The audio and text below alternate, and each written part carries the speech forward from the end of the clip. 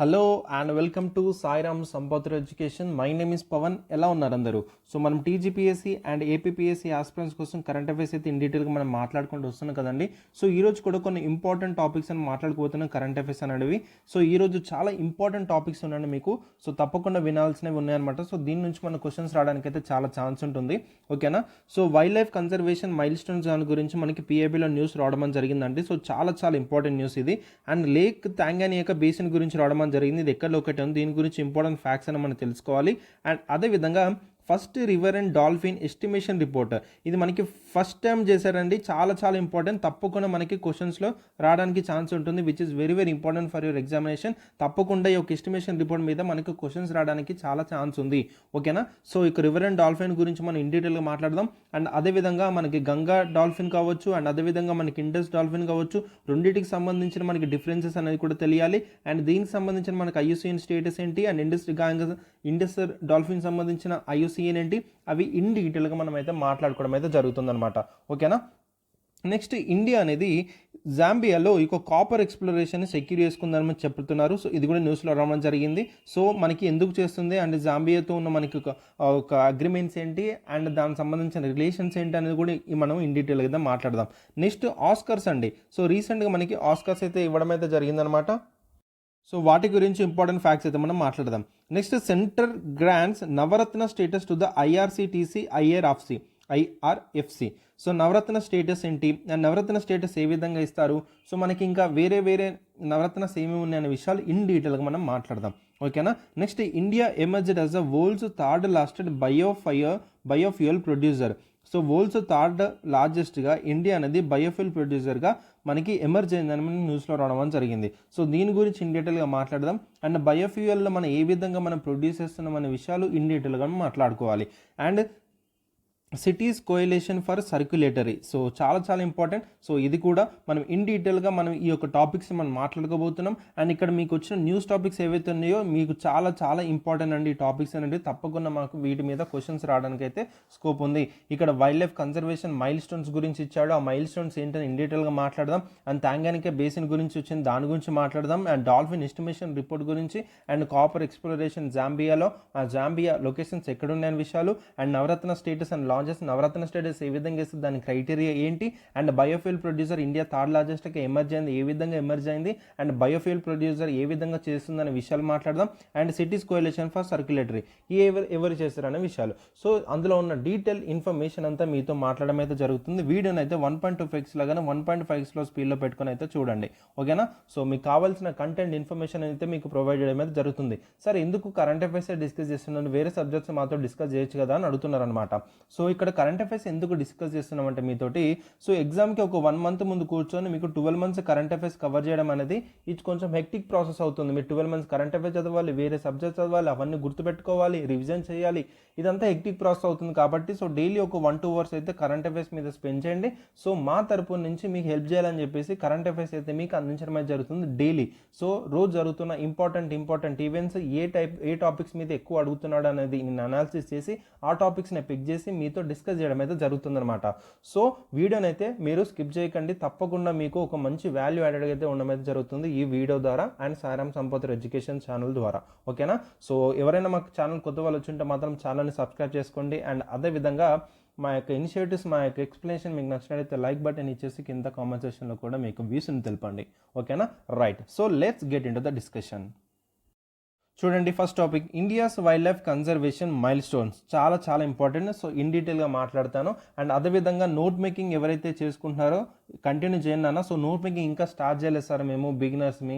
And అదేవిధంగా ఎప్పటి నుంచో చదువుతున్న స్టూడెంట్స్ కూడా నోట్ మేకింగ్ చేసుకోకుండా ఉంటే మాత్రం దయచేసి చెప్తున్నాను, నోట్ మేకింగ్ అయినా చేసుకోండి, ఓకేనా. సో నేను స్ట్రెస్ చేస్తాను ఏ పాయింట్ రాసుకోవాలి ఏ పాయింట్ అవసరం లేదనేది నేను కూడా అక్కడ చెప్తాను ఎక్స్ప్లెయిన్ చేసేటప్పుడు. మీరు ఆ పాయింట్స్ని రాసుకోవాలి, ఓకేనా. సో A4 షీట్ తీసుకోండి, ఇలా 2గా డివైడ్ చేసుకుని ఇలా ఒక సైడ్ రాసుకుని ఇలా ఒక సైడ్ రాసుకోండి అనమాట నేను చెప్పే పాయింట్స్ అనేటివి, ఓకేనా. సో రివిజన్కి చాలా బాగా ఉపయోగపడడం అయితే జరుగుతుంది, right. So every year March 3rd the world celebrate United Nation World Wildlife Day. So March తన ఏం సెలబ్రేట్ చేసుకుంటున్నారు, United Nations World Wildlife డేని సెలబ్రేట్ చేసుకోవడం జరుగుతుంది. సో ఎందుకు, to honour the vital role of the wild animals and the plant our lives in the planet health. So ప్లానెట్ని హెల్తీగా ఉండడానికి అండ్ అదేవిధంగా ఈ యొక్క మన యొక్క జీవితాల మీద కూడా ఈ యొక్క వైల్డ్ లైఫ్ ప్లాంట్స్ యొక్క వైటల్ రోల్ అని ఉందన్నమాట. సో వాళ్ళు లేకపోతే ఈ ఎన్విరాన్మెంట్ ఈ ఎర్త్ అంతా మనకి హెల్తీగా ఉండదండి. ఓకేనా. సో వాళ్ళ యొక్క హానర్ గుర్తుగా మనకి ఏంటంటే United Nations World Wildlife Day అనేది మనకి మార్చి 6న ఎవ్రీ ఇయర్ సెలబ్రేట్ చేసుకుంటారు. చాలా చాలా ఇంపార్టెంట్ డేట్ గుర్తుపెట్టుకోండి. ఓకేనా. This day is reminder of the need to protect and preserve biodiversity for future generations and the theme World Wildlife Day 2025. ఇది మీకు చాలా important. Wildlife conservation, finance and investing in people and planet. So ఇక్కడ మీకు మార్చి 6న గుర్తుపెట్టుకోండి ఏం celebrate చేసుకుంటారు and ఇక్కడ theme అనేది గుర్తుపెట్టుకోండి, చాలా చాలా important.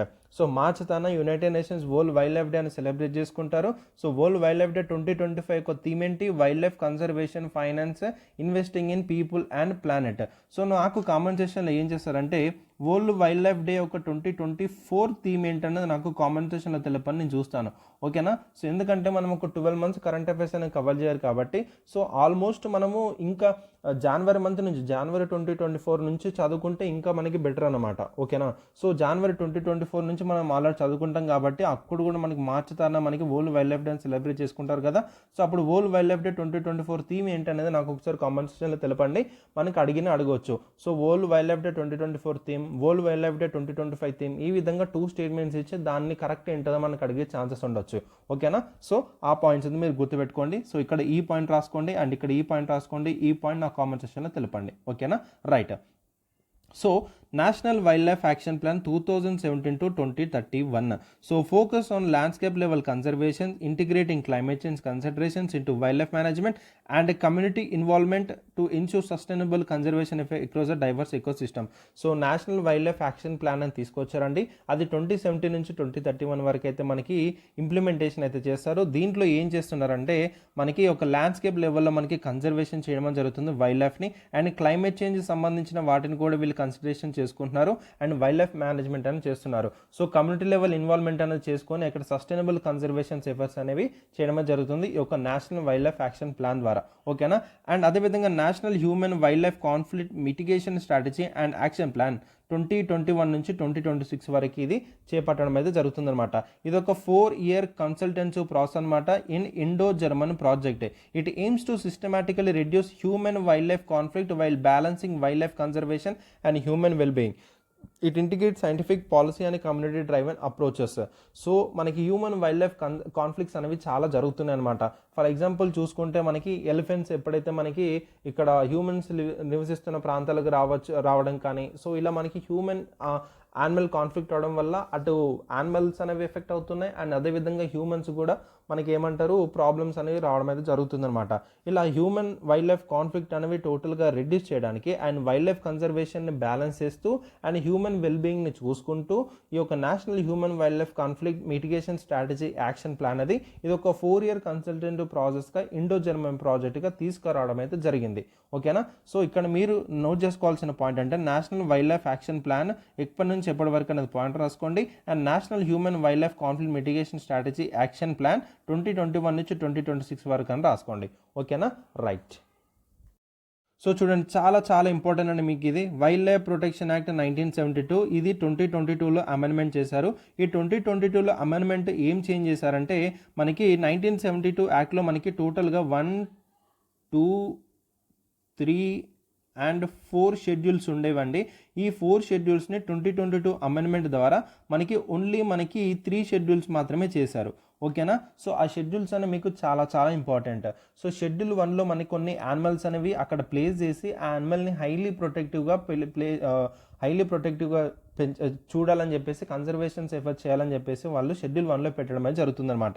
So wild life Protection Act 1972 ఇక్కడ మీకు ఈ ఇయర్ అనేది చాలా చాలా ఇంపార్టెంట్. మనకి చాలా సందర్భాల్లో మనకి అడిగాడండి. ఓకేనా. సో అటు మనకి వైల్డ్ లైఫ్ ప్రొటెక్షన్ యాక్ట్ ఉంది అండ్ అదేవిధంగా ఎన్విరాన్మెంట్కి సంబంధించిన మనకి యాక్షన్ ఉన్నాయి అండ్ మనకి పొల్యూషన్ సంబంధించిన యాక్షన్ ఉన్నాయి. ఈ విధంగా మనకి ఏంటంటే మనకి ఇక్కడ యాక్స్ అనేవి ఇచ్చేసి ఇక్కడ ఇయర్స్ ఇస్తాడు, దాన్ని మ్యాథ్ ద ఫాలోయింగ్ చేయమంటున్నాడు అనమాట. ఓకేనా. సో చాలా సందర్భాల్లో అడిగాడు ఈ యొక్క పర్టికులర్ క్వశ్చన్ అనేది. మీరు వైల్డ్ లైఫ్ ప్రొటెక్షన్ యాక్ట్ 1972 గురించి ఇన్ డీటెయిల్గా మీరు బ్యాక్గ్రౌండ్ వర్క్ అనేది చేయాలి. ఓకేనా. సో అసలు వైల్డ్ లైఫ్ ప్రొటెక్షన్ యాక్ట్ 1972 ఎందుకు తీసుకొచ్చారు, ఏంటి దాంట్లో ఉన్న ఆబ్జెక్టివ్స్ ఏంటి, దాంట్లో ఉన్న షెడ్యూల్స్ ఏంటి, షెడ్యూల్ 1లో ఏం పెడతారు, షెడ్యూల్ 2లో ఏం పెడతారు, షెడ్యూల్ 3 ఏంటి అనేది మీకు కొంచెం డెప్త్ అయితే నాలెడ్జ్ ఉండాలండి దాని మీద. ఓకేనా, జస్ట్ నేను ఏంటంటే ఆ పర్టికులర్ యాక్ట్ అయితే ఉంది, యాక్ట్ అనేది ఇట్లా తీసుకొచ్చారు అనేది నేను చెప్తాను, కానీ బ్యాక్గ్రౌండ్ వర్క్ దాని గురించి ఇన్ డీటెయిల్గా మీరు చేయాల్సిన హోంవర్క్ అనమాట. ఓకేనా, సో ఇందులో మనకి strengthen enforcement by empowering the Indian Coast Guard, recognizing the Gangetic and Indus River dolphin as the distinct Schedule 1 species, enhancing the legal protection. So మనకి river Gangetic and Indus river dolphins ఏవైతే ఉన్నాయో అవి టోటల్గా మనకి species అనేవి ఎండేంజర్లో కానీ vulnerable situation ఉన్నా కానీ మనకి IUCN అనేది రెడ్ లిస్ట్ ఇస్తుంది అనమాట. దాని ప్రకారంగా మనకి ఏంటంటే ఈ యొక్క డాల్ఫిన్స్ అనేవి మనకి షెడ్యూల్ 1 స్పీషీస్గా పెట్టడం అయితే జరిగింది. నేను ఇంతకుముందు చెప్పాను, షెడ్యూల్ 1లో పెట్టారంటే ఆ స్పీషీస్కి హైలీ ప్రొటెక్టివ్ కన్జర్వేషన్స్ అయితే ఇవ్వడం అయితే జరుగుతుంది అనమాట. సో ఓకేనా, సో హైలీ ప్రొటెక్షన్ అయితే ఇవ్వడం అయితే జరుగుతుంది ఈ యొక్క స్పీషీస్కి. ఓకేనా, so Gangetic and Indus river dolphins ఏ షెడ్యూల్లో మనకి ప్లేస్ చేస్తారని క్వశ్చన్ వస్తే మీరు ఏ షెడ్యూల్ అని ఆన్సర్ పెడతారు, షెడ్యూల్ 1లో ప్లేస్ చేస్తారు. ఏ యాక్ట్లో, వైల్డ్ లైఫ్ ప్రొటెక్షన్ యాక్ట్ 1972 యాక్ట్లో షెడ్యూల్ 1లో మనకి ప్లేస్ చేయడం అయితే జరిగింది. షెడ్యూల్ 1లోనే మనకి ఎందుకు ప్లేస్ చేస్తారంటే ఆ పర్టికులర్ స్పీషీస్ ఏదైతే షెడ్యూల్ 1లో ప్లేస్ చేస్తారో ఆ స్పీషీస్కి హైలీ ప్రొటెక్షన్ అయితే లభించడం అయితే జరుగుతుంది అనమాట. ఓకేనా, right. And coastal regularisation zone notification 2019 దీని ప్రకారం ఏంటంటే మనకి conservation ecological sensitive areas like mangroves, coral Reeves and turtle nesting grounds వాటికి చాలా ప్రియారిటైజ్ అయితే ఇవ్వడం అయితే జరిగిందనమాట. సో మ్యాంగ్రోవ్స్ గురించి నిన్నటి క్లాస్లో ఇన్ డీటెయిల్గా మీకు ఎక్స్ప్లెయిన్ చేయడం అయితే జరిగింది. సో మ్యాంగ్రోవ్స్ అనేవి ఎకలాజికల్ బ్యాలెన్స్గా ఉండడం అని జరిగింది, అండ్ అక్కడ ఉన్న స్పీసీస్ కానీ అండ్ అదేవిధంగా కోస్టల్ ఏరియాస్ కానీ ఒక ఇంపార్టెంట్ రోల్గా ఉండడం అయితే జరిగింది. మ్యాంగ్రోవ్స్ అనేవి కూడా ఇన్ డీటెయిల్గా మీతో చెప్పాను. అండ్ మ్యాంగ్రోవ్స్ని డెవలప్మెంట్ చేయడానికి, మ్యాంగ్రోవ్స్ని కన్జర్వేషన్ చేయడానికి ఒక స్కీమ్ అనేది కూడా తీసుకొచ్చారని కూడా చెప్పాను అనమాట. ఆ స్కీమ్ ఏంటన్నది నాకు కామెంట్ సెక్షన్లో తెలపని నేను చూస్తాను. ఓకేనా, సో చాలా చాలా ఇంపార్టెంట్. ఇంతకుముందు నేను చెప్పిన ప్రీవియస్ క్లాస్ అనేది. ఓకేనా, సో నిన్నే చెప్పాను ఇది మ్యాంగ్రోవ్స్ గురించి. ఓకేనా, చాలా చాలా ఇంపార్టెంట్. అండ్ అదేవిధంగా కోరల్ రీవ్స్ గురించి కూడా నేను ఇన్ డీటెయిల్గానే చెప్పాను అనమాట.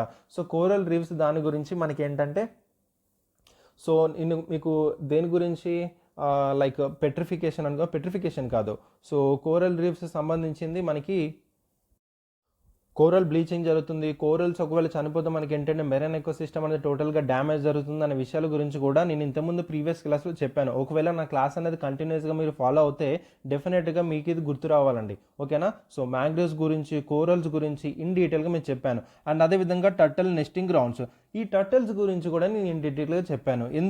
ఎప్పుడు చెప్పాను, ఒడిశా బీచ్ దగ్గర మనకి ఏంటంటే దాదాపు 5 నుంచి 6 lakhs టర్టల్స్ అనేటివి ఆలివ్ రిడ్లీ టర్టల్స్ అనేటివి మనకి నెస్టింగ్ గ్రౌండ్స్గా వచ్చి అక్కడ మనకి ఎగ్స్ అనేవి లే చేస్తుందనే విషయాలు కూడా చెప్పాను అనమాట. ఓకేనా, సో ఇక్కడ మీకు మ్యాంగ్రోవ్స్ గురించి తెలిసి ఉండాలి, అండ్ కోరల్ రీవ్స్ గురించి తెలిసి ఉండాలి, అండ్ ఆలివ్ రిడ్లీ టర్టల్స్ గురించి కూడా తెలిసి ఉండాలన్నమాట. సో నాకు కామెంట్ సెషన్లో ఆలివ్ రిడ్లీ టర్టల్ యొక్క IUCN యొక్క స్టేటస్ ఇచ్చిన రెడ్ బుక్ లిస్ట్లో దాని యొక్క స్టేటస్ ఏంటన్నది నాకు కామెంట్ సెక్షన్లో తెలపని నేను చూస్తాను. ఓకేనా, which is very very important అండి. సో ఆలివ్ రిడ్లీ టర్టిల్ గురించి మనకు తప్పకుండా క్వశ్చన్స్ అడగడానికి అయితే ఛాన్స్ ఉండొచ్చు. ఇక్కడ మీకు మ్యాంగ్రోవ్స్ గురించి ఎక్స్ప్లెయిన్ చేశాను, కోరల్ రీవ్స్ గురించి ఎక్స్ప్లెయిన్ చేశాను, ఆలివ్ రిడ్లీ టర్టిల్స్ గురించి కూడా ఇంతకుముందు ప్రీవియస్ క్లాస్లో ఇన్ డీటెయిల్గా మీకు ఎక్స్ప్లెయిన్ చేయడం అయితే జరిగింది. సో నాకు మ్యాంగ్రోవ్ సంబంధించిన స్కీమ్ అనేది ఏంటంటే కామెంట్ సెక్షన్లో తెలపండి. అండ్ మనకి ఆలివ్ రిడ్లీ టర్టిల్ ఏదైతే మనకి ఒడిశాకు వచ్చి ఎగ్స్ అనేవి లే చేస్తాయో ఆ ఆలివ్ రిడ్లీ టర్టిల్ యొక్క IUCN స్టేటస్ ఏంటి అనేది నాకు కామెంట్ సెక్షన్లో తెలపండి, రెడ్ బుక్ లిస్ట్ ఇది. ఓకేనా, రైట్. సో ఇక్కడ మనకి మెరైన్ బయోడైవర్సిటీని మనకి ప్రొటెక్ట్ చేయడానికి చాలా రిస్ట్రిక్ట్స్ అనేవి కూడా మనకి తీసుకోవడం అయితే జరిగిందనమాట. ఓకేనా, సో దీని ద్వారా యొక్క కోస్టల్ రెగ్యులైజేషన్ జోన్ నోటిఫికేషన్ 2019 ద్వారా. ఓకేనా, నెక్స్ట్ మనకి national conservation strategy for Indian 1 horn rhinos 2019. So మనకి ఇక్కడ 1 హార్న్ రైనోస్ ఏవైతే ఉన్నాయో మనకి చాలా హిస్టారికల్గా inhabit areas using scientific and administrative measures. So 1 horn rhinos అనేవి చాలా తక్కువ ఉండమని జరిగిందండి. సో అవన్నీ రీపాపులేట్ చేయడానికి మనకి ఈ యొక్క national conservation strategy for 1 horn rhinos 2019లో తీసుకొచ్చారు. And mangroves initiative for the shoreline habitats and the tangible income, ఇదే మిస్టీ స్కీమ్ అండి. సో కామెంట్ సెక్షన్లో మీకు చెప్పాను కదా, సో అదే ఇక్కడ ఇవ్వడం జరిగిందనమాట. సో ఇది 2024లో లాంచ్ చేశారండి. అండ్ ఏవైతే మ్యాంగ్రోవ్స్ ఉన్నాయో కోస్టల్ సస్టైనబిలిటీ కోసము అండ్ లోకల్ లైవ్లీహుడ్ పర్పస్ కోసము ఈ యొక్క మ్యాంగ్రోవ్స్ అనేవి మనకి రీస్టోర్ చేయాలి, దాన్ని కన్జర్వేషన్ చేయాలని చెప్పేసి ఈ మిస్టీ స్కీమ్ అనేది తీసుకొచ్చారు. మిస్టీ యొక్క ఫుల్ ఫామ్ ఏంటి, mangrove initiative for the sure line habit and the tangible income. చాలా చాలా ఇంపార్టెంట్. ఇది 2024 మన బడ్జెట్ టైంలో మనకి అనౌన్స్మెంట్ చేయడం జరిగిందనమాట. సో దీనికి సంబంధించిన బడ్జెట్ అలొకేషన్ ఏంటనేది కూడా నేను చెప్పానండి. సో ఆ బడ్జెట్ అలొకేషన్ ఎంత చేశారు అనేది నాకు కామెంట్ సెక్షన్లో తెలపని నేను చూస్తాను. ఓకేనా. సో కొన్ని ఇంపార్టెంట్ ఫ్యాక్ట్స్ అయితే మీకు ఇక్కడ చెప్తున్నది, దాని వెనకాల బ్యాక్గ్రౌండ్ వర్క్ అనేది మీరు కొంచెం చేయాలండి. ఓకేనా. సో నేను చాలా ఎఫర్ట్స్ అయితే పెట్టడం అని జరుగుతుంది. మీకు ఏంటంటే మీకు ఎగ్జామ్కి వచ్చే ముందు ఏంటంటే నేను చెప్పే వర్డ్స్ మీకు గుర్తుంటాయండి. ఓకేనా. సో ఇప్పుడు మీకు అంత ఇంపార్టెన్స్ అనిపించకపోయినా కానీ మీకు ఎగ్జామ్కి ఒక 1 month ముందు వచ్చే టైంకి ఏంటంటే నేను చెప్పిన పాయింట్స్ అన్ని మీకు కళ్ళ ముందు కనపడతాయి. అర్థమవుతుందా. సో డెఫినెట్గా మీకు ఎగ్జామ్కి అయితే యూజ్ అవుతాయి. రైట్. నెక్స్ట్ చూడండి, National Mission for Green India అనేది కూడా తీసుకొచ్చారండి. ఇది 2014లో తీసుకొచ్చారు under National Action Plan on Climate Change. ఇందులో మనకి protection, restoration and enhancement of forest cover for climate change mitigation and adaption. So మనకి క్లైమేట్ చేంజ్ని టోటల్గా మిటిగేట్ చేయడానికి, ఈ ఫారెస్ట్ కవర్ని ప్రొటెక్ట్ చేయడానికి, రీస్టోర్ చేయడానికి, ఎన్హాన్స్మెంట్ చేయడానికి ఒక నేషనల్ యాక్షన్ ప్లాన్ అనేది 2014లో తీసుకొచ్చారు. అండ్ అదేవిధంగా integrated development of wild life habitats. ఇది ఒక centrally sponsored scheme providing financial and technical support for wild life conservation including the project Tiger and Project Elephant. So ఇక్కడ మీరు చేయాల్సిన హోంవర్క్ ఏంటంటే project tiger ఏంటి అండ్ ప్రాజెక్ట్ ఎలిఫెంట్ ఏంటి అనేది in డీటెయిల్గా మీకు తెలియాలి. ఓకేనా. సో మనకు చూసినట్టయితే మనకి టైగర్ రిజర్వ్స్ అని ఉన్నాయండి, అండ్ అదేవిధంగా ఎలిఫెంట్ రిజర్వ్స్ అని కూడా ఉన్నాయన్నమాట. సో టైగర్ రిజర్వ్స్ అని ఎన్ని ఉన్నాయి అండ్ అదేవిధంగా ఎలిఫెంట్ రిజర్వ్స్ అని ఎన్ని ఉన్నాయి అనేది కూడా చాలా చాలా ఇంపార్టెంట్. అండ్ అదేవిధంగా టైగర్ పాపులేషన్ అనేది మనకి చాలా చాలా ఇంపార్టెంట్ అండి. సో టైగర్ పాపులేషన్ సెన్సెస్ అనేది మనకి రీసెంట్గా తీసుకోవడం జరిగింది. ఆ టైగర్ పాపులేషన్ సెన్సెస్ అనే దాని మీద కూడా మన క్వశ్చన్స్ రావడానికి అయితే ఛాన్స్ ఉంటుంది. అండ్ అదేవిధంగా ఈ యొక్క సెన్సెస్ ప్రకారంగా టైగర్ పాపులేషన్ అనేది ఏ స్టేట్లో ఎక్కువగా ఉందనేది మనకి చాలా చాలా ఇంపార్టెంట్. అండ్ అదేవిధంగా మనకి తెలంగాణలో కానీ ఆంధ్రప్రదేశ్లో కానీ టైగర్ రిజర్వ్స్ అని ఉన్నాయా, ఉంటే ఆ టైగర్ రిజర్వ్స్లో టైగర్ పాపులేషన్ అనేది ఎంత ఉందనేది నాకు కామెంట్ సెక్షన్ తెలపండి. ఓకేనా. సో తప్పకుండా చాలా ఇంపార్టెంట్ అనమాట మీకు ఇది. అండ్ అదేవిధంగా ఎలిఫెంట్ రిజర్వ్స్ అనేది కూడా చాలా ఇంపార్టెంట్. ఇక్కడ మీకు ఆఫ్రికన్ ఎలిఫెంట్ ఉంటుంది అండ్ అదేవిధంగా ఏషియన్ ఎలిఫెంట్ కూడా ఉంటుందన్నమాట. సో దీనికి సంబంధించిన కొన్ని డిఫరెన్సెస్ అనేది చూసుకోండి.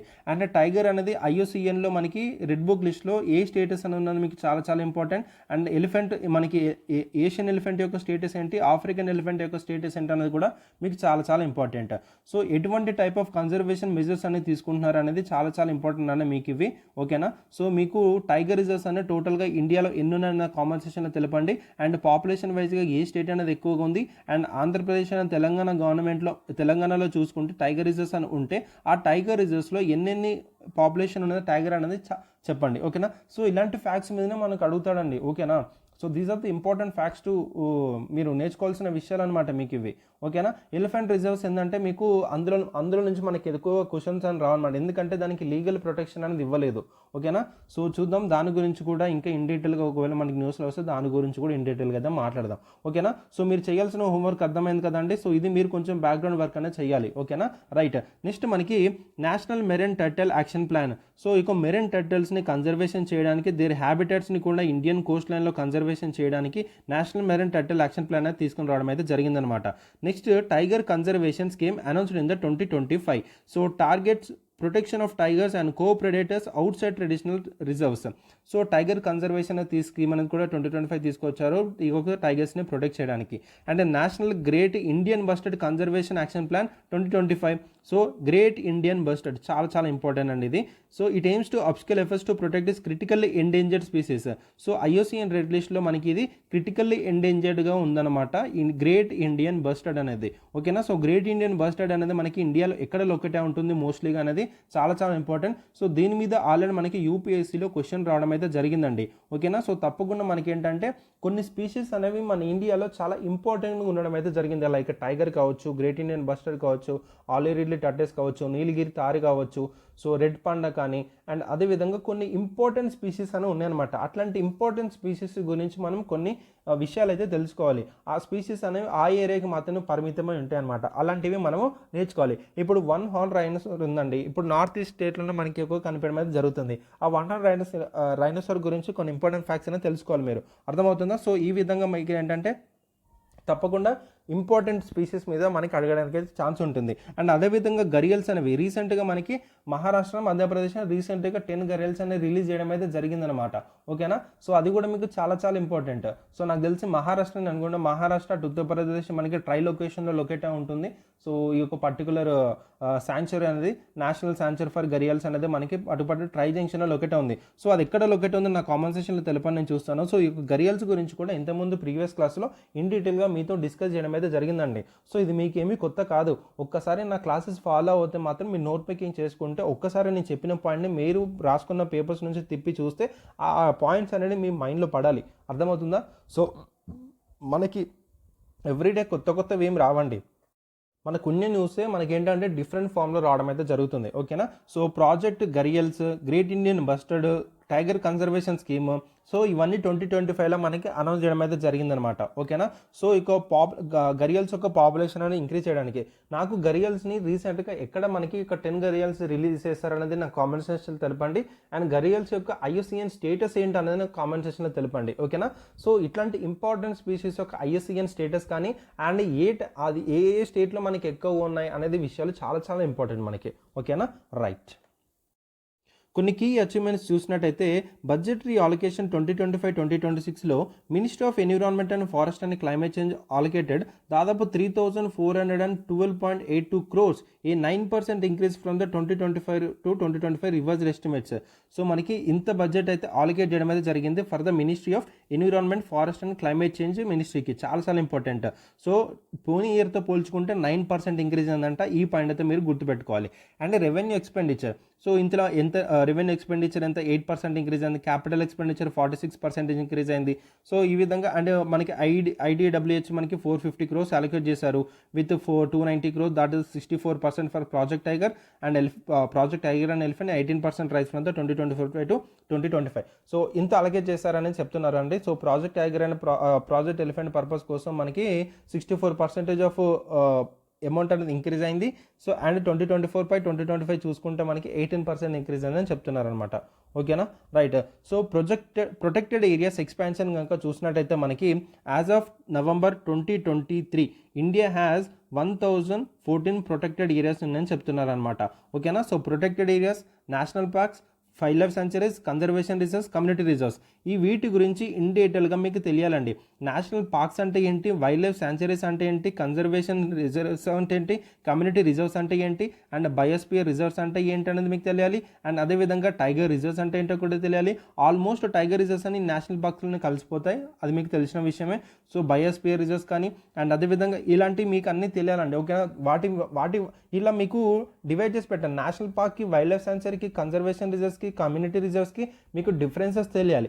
ఇది మీరు చేయాల్సిన హోంవర్క్ అనమాట.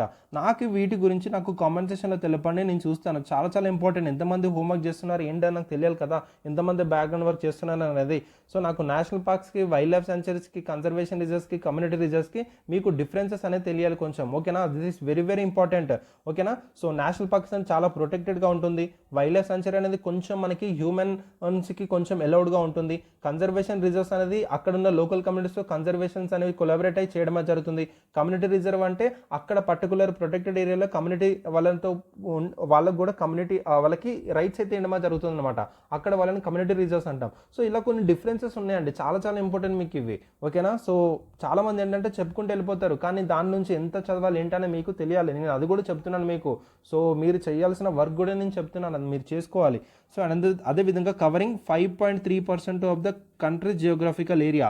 సో టోటల్ 100% ఇండియా జియోగ్రఫికల్ ఏరియాతో పోల్చుకుంటే ఈ యొక్క ప్రొటెక్టెడ్ ఏరియాస్ అనేవి 5.32% అనేవి మనకి కవర్ చేయడం అయితే జరుగుతుందన్నమాట. సో ఇలాంటి పాయింట్స్ అంటే మీకు ఏంటంటే మెయిన్స్లో చాలా బాగా ఉపయోగపడతాయండి మీకు. ఓకేనా, సో ఏదైనా మనం ఇండియన్ ఫారెస్ట్కి సంబంధించింది కానీ, ప్రొటెక్టెడ్ ఏరియాకి సంబంధించింది కానీ, ఎన్విరాన్మెంట్కి సంబంధించింది కానీ ఏదైనా క్వశ్చన్ అపీర్ అయినప్పుడు డెఫినెట్గా ఇలాంటి ఫ్యాక్ట్స్ డేటాతో మీ ఆన్సర్ అనేది స్టార్ట్ చేయడం కానీ, లేకపోతే ఇలాంటి ఫ్యాక్ట్స్కి సంబంధించిన డేటా కానీ బాడీలో ఎక్కడైనా ప్రజెంట్ చేయడం కానీ చేస్తే డెఫినెట్గా మీ యొక్క ఆన్సర్ అనేది చాలా బాగా కనిపిస్తుంది. అండ్ ఎక్స్ట్రా మార్క్ కూడా రావడం అయితే జరుగుతుంది అనమాట.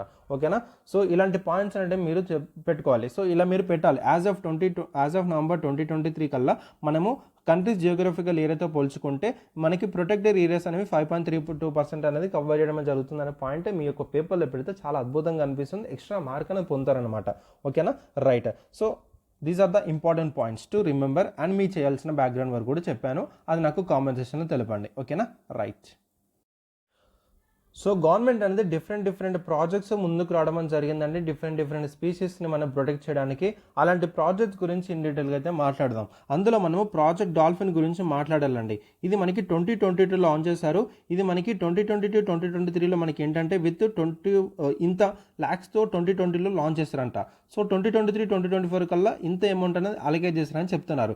ఇక్కడ మనకి the first ever Gangetic river dolphin satellite tagging completed on December 18, 2024 in Assam, a global conservation milestone. చాలా ఇంపార్టెంట్ పాయింట్ అండి మీకు ఇది. ఓకేనా, సో డైరెక్ట్ స్టేట్మెంట్ దిగొచ్చు మీకు ఇది. So Ganga river dolphin satellite tagging అనేది కంప్లీట్ అయింది. And this is the first ever, చాలా important. And this first ever అంటున్నాడు కాబట్టి సో మీరు చాలా ఫోకస్ చేసి చదువుకోవాలి. టీజీపీఎస్సీ వాడికి ఇలా ఫస్ట్ అనే వర్డ్ అనేది చాలా ఇష్టం అండి, తెలుసా. మీరు గ్రూప్ 3 పేపర్ గమనించినట్టయితే ఇలా ఫస్ట్ అనే వర్డ్ ఏదైతే వస్తుందో న్యూస్లో అలాంటి వాటిని పిక్ చేసి మన క్వశ్చన్స్ రూపంలో చాలా అడిగాడండి. మీరు గ్రూప్ 3 పేపర్ కనుక అనాలిసిస్ చేస్తే, నేను ఆల్రెడీ గ్రూప్ 3 పేపర్ని అనాలిసిస్ చేశాను, అందుకే నేను చాలా పర్టికులర్గా చెప్తున్నాను. ఇలాంటి first ever, first women, first project అనేది వచ్చినప్పుడు తప్పకుండా ఫోకస్ చేసి అయితే చదువుకోండి. So the first ever Ganges river dolphin satellite tag అనేది కంప్లీట్ అయింది December 18, 2024లో. చాలా ఇంపార్టెంట్. ఇది రీసెంట్గానే అయింది. అది ఎక్కడ కంప్లీట్ అయింది? ఇన్ అస్సాంలో. చాలా important. And it is a global conservation mile stone. And అదేవిధంగా రివర్ డాల్ఫిన్ యొక్క పాపులేషన్ ఎస్టిమేషన్ అనేది అక్రాస్ 28 రివర్స్ ఇన్ 8 స్టేట్స్ని కూడా కంప్లీట్ చేయడం జరిగింది. అది అండర్ ఫైనాన్షియలైజేషన్ అని అంటున్నారు. కానీ రీసెంట్గానే ఈ యొక్క రిపోర్ట్ అనేది మనకి రావడం జరిగిందండి. ఆ రిపోర్ట్ గురించి కూడా ఇన్ డీటెయిల్గా ఈ క్లాస్లోనే మనం మాట్లాడుకుందాం. ఓకేనా, సో ప్రాజెక్ట్ డాల్ఫిన్ అనేది మనకి ఎప్పుడు లాంచ్ చేశారు? 2020లో లాంచ్ చేశారు. అండ్ మనకి first ever Ganges river dolphin satellite tagging అనేది కూడా కంప్లీట్ చేశారు December 18, 2024 ఇన్ అస్సాంలో. ఓకేనా, ఈ 2 పాయింట్స్ అని మీరు గుర్తుపెట్టుకోవాలి. దాంతోపాటు ఈ యొక్క పాపులేషన్ ఎస్టిమేషన్ అనేది చేశారు. ఆ రిపోర్ట్ని ఇన్ డీటెయిల్గా ఈ క్లాస్లో మాట్లాడతాను. ఆ పాయింట్స్ని కూడా మీరు నోట్ చేసుకోవాలి. అండ్ అదేవిధంగా Chambal river conservation zone recommended the dolphin conservation zone. So మనకి చంబల్ రివర్ కన్జర్వేషన్ జోన్ ఏదైతే ఉందో దాదాపు 200 కిలోమీటర్స్ ఉంది.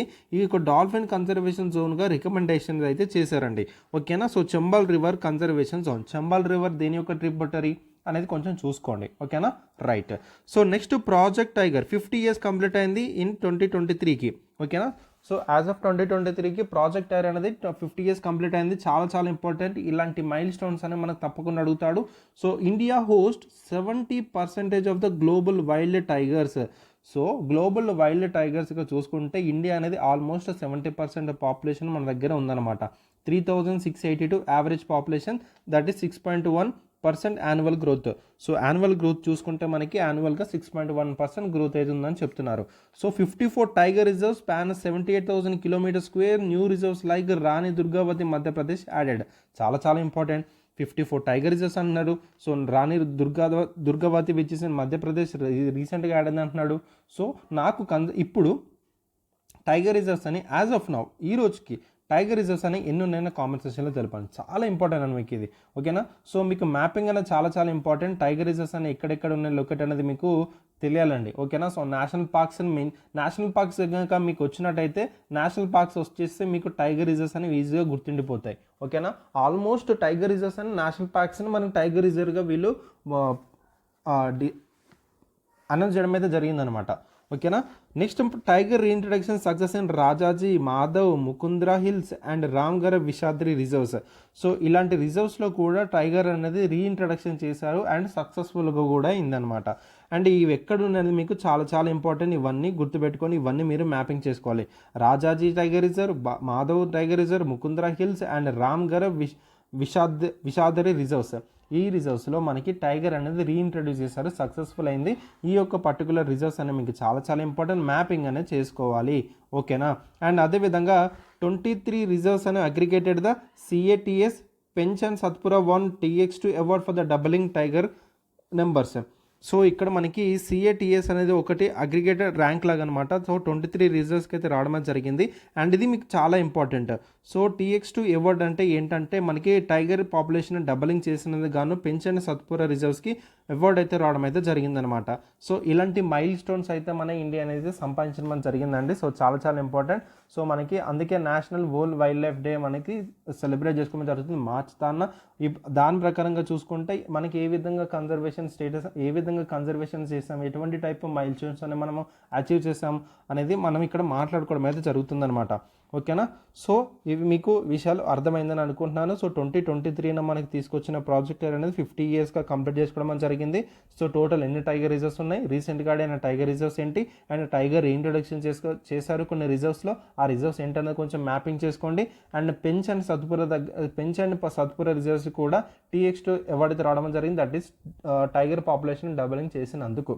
ఓకేనా, రైట్. నెక్స్ట్ చూడండి, ఇంటర్నేషనల్ బిగ్ క్యాట్ ఎలియన్స్ చాలా ఇంపార్టెంట్ అండి.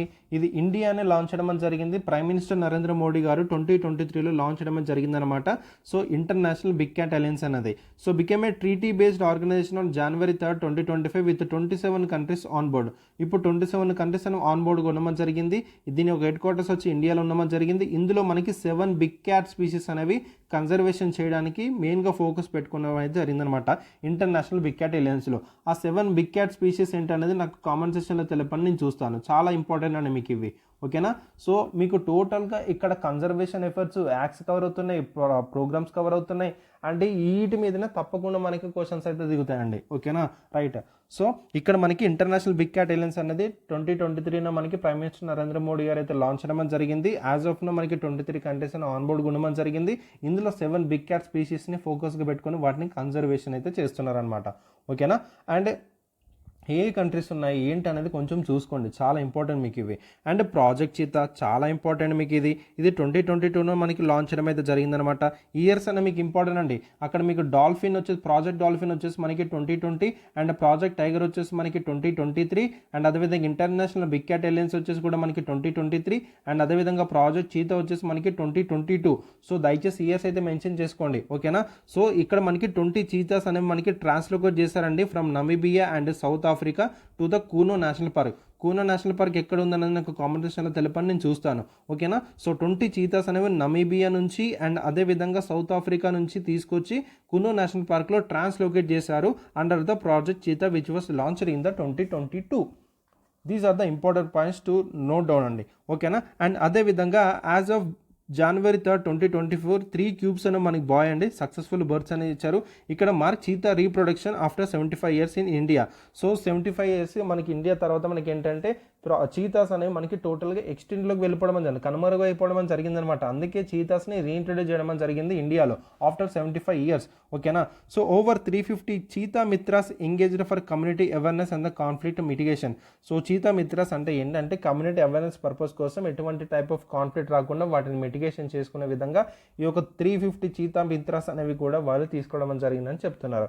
ఓకేనా. సో అర్థమైందని అనుకున్నాను. సో రీసెంట్గా ఈ యొక్క ప్రాజెక్ట్ చీతా గురించి అండ్ చీతాస్ గురించి ఒక క్యూబ్స్ బాండ్ గురించి కూడా ఇన్ డీటెయిల్గా మీకు ఇంతకుముందు క్లాస్లో చెప్పానండి. ఓకేనా. చాలా ఇంపార్టెంట్ అండి మీకు ఇవన్నీ. మీకు ఇట్లాంటి వాటి నుంచే మీకు క్వశ్చన్స్ అని అడుగుతాడు ఎన్విరాన్మెంట్ పరంగా కానీ, లేకపోతే ఎటువంటి టైప్ ఆఫ్ కన్జర్వేషన్స్ కానీ కరెంట్ అఫైర్స్ నుంచి అడగాలంటే. ఓకేనా. So next Project Elephant. So Project Elephant వచ్చేసి మనకి ఏంటంటే సో 26,786 నుంచి 29,964కి ఇంక్రీజ్ అయింది పాపులేషన్ గ్రో అని చెప్తున్నారు. సో 33 ఎలిఫెంట్ రిజర్వ్స్ ఉన్నాయి across 14 states and cover 80,777 kilometre square. And మనకి 2021-2026లో ఇంత బడ్జెట్ ఆలోకేట్ చేస్తారని చెప్తున్నారు. ఓకేనా. టోటల్ 33 టైగర్ రిజర్వ్స్ ఉన్నాయి. సో ఒకసారి అయితే మ్యాపింగ్ అనేది చేసుకోండి సరిపోతుంది. 14 స్టేట్స్లో అంటున్నారు కదా, సో చూసుకోండి ఎక్కడ ఎక్కువ లొకేట్ అన్నది విషయాలు అయితే మీరు చూసుకోండి సరిపోతుంది. ఓకేనా, right. So these are the important points అండి మీకు. సో ఇంతకుముందు మనం ఏం నేర్చుకున్నాం, ప్రాజెక్ట్ డాల్ఫిన్ గురించి నేర్చుకున్నాం, ప్రాజెక్ట్ టైగర్ గురించి నేర్చుకున్నాం, ఇంటర్నేషనల్ బిగ్ క్యాట్ గురించి నేర్చుకున్నాం, and project cheetah and Project elephant.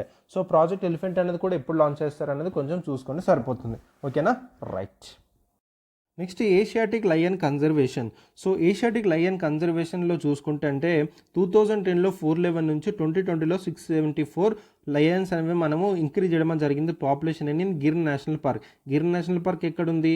మనకి గుజరాత్లో పెట్టడం జరిగిందనమాట. ఒక్కసారి మీరు గుజరాత్ సంబంధించిన లయన్స్ అని చూస్తే అండి, ఒక గిర్ నేషనల్ పార్క్ అక్కడ చుట్టూ అక్కడ బయటనే తిరుగుతాయండి లయన్స్ అనేవి, తెలుసా?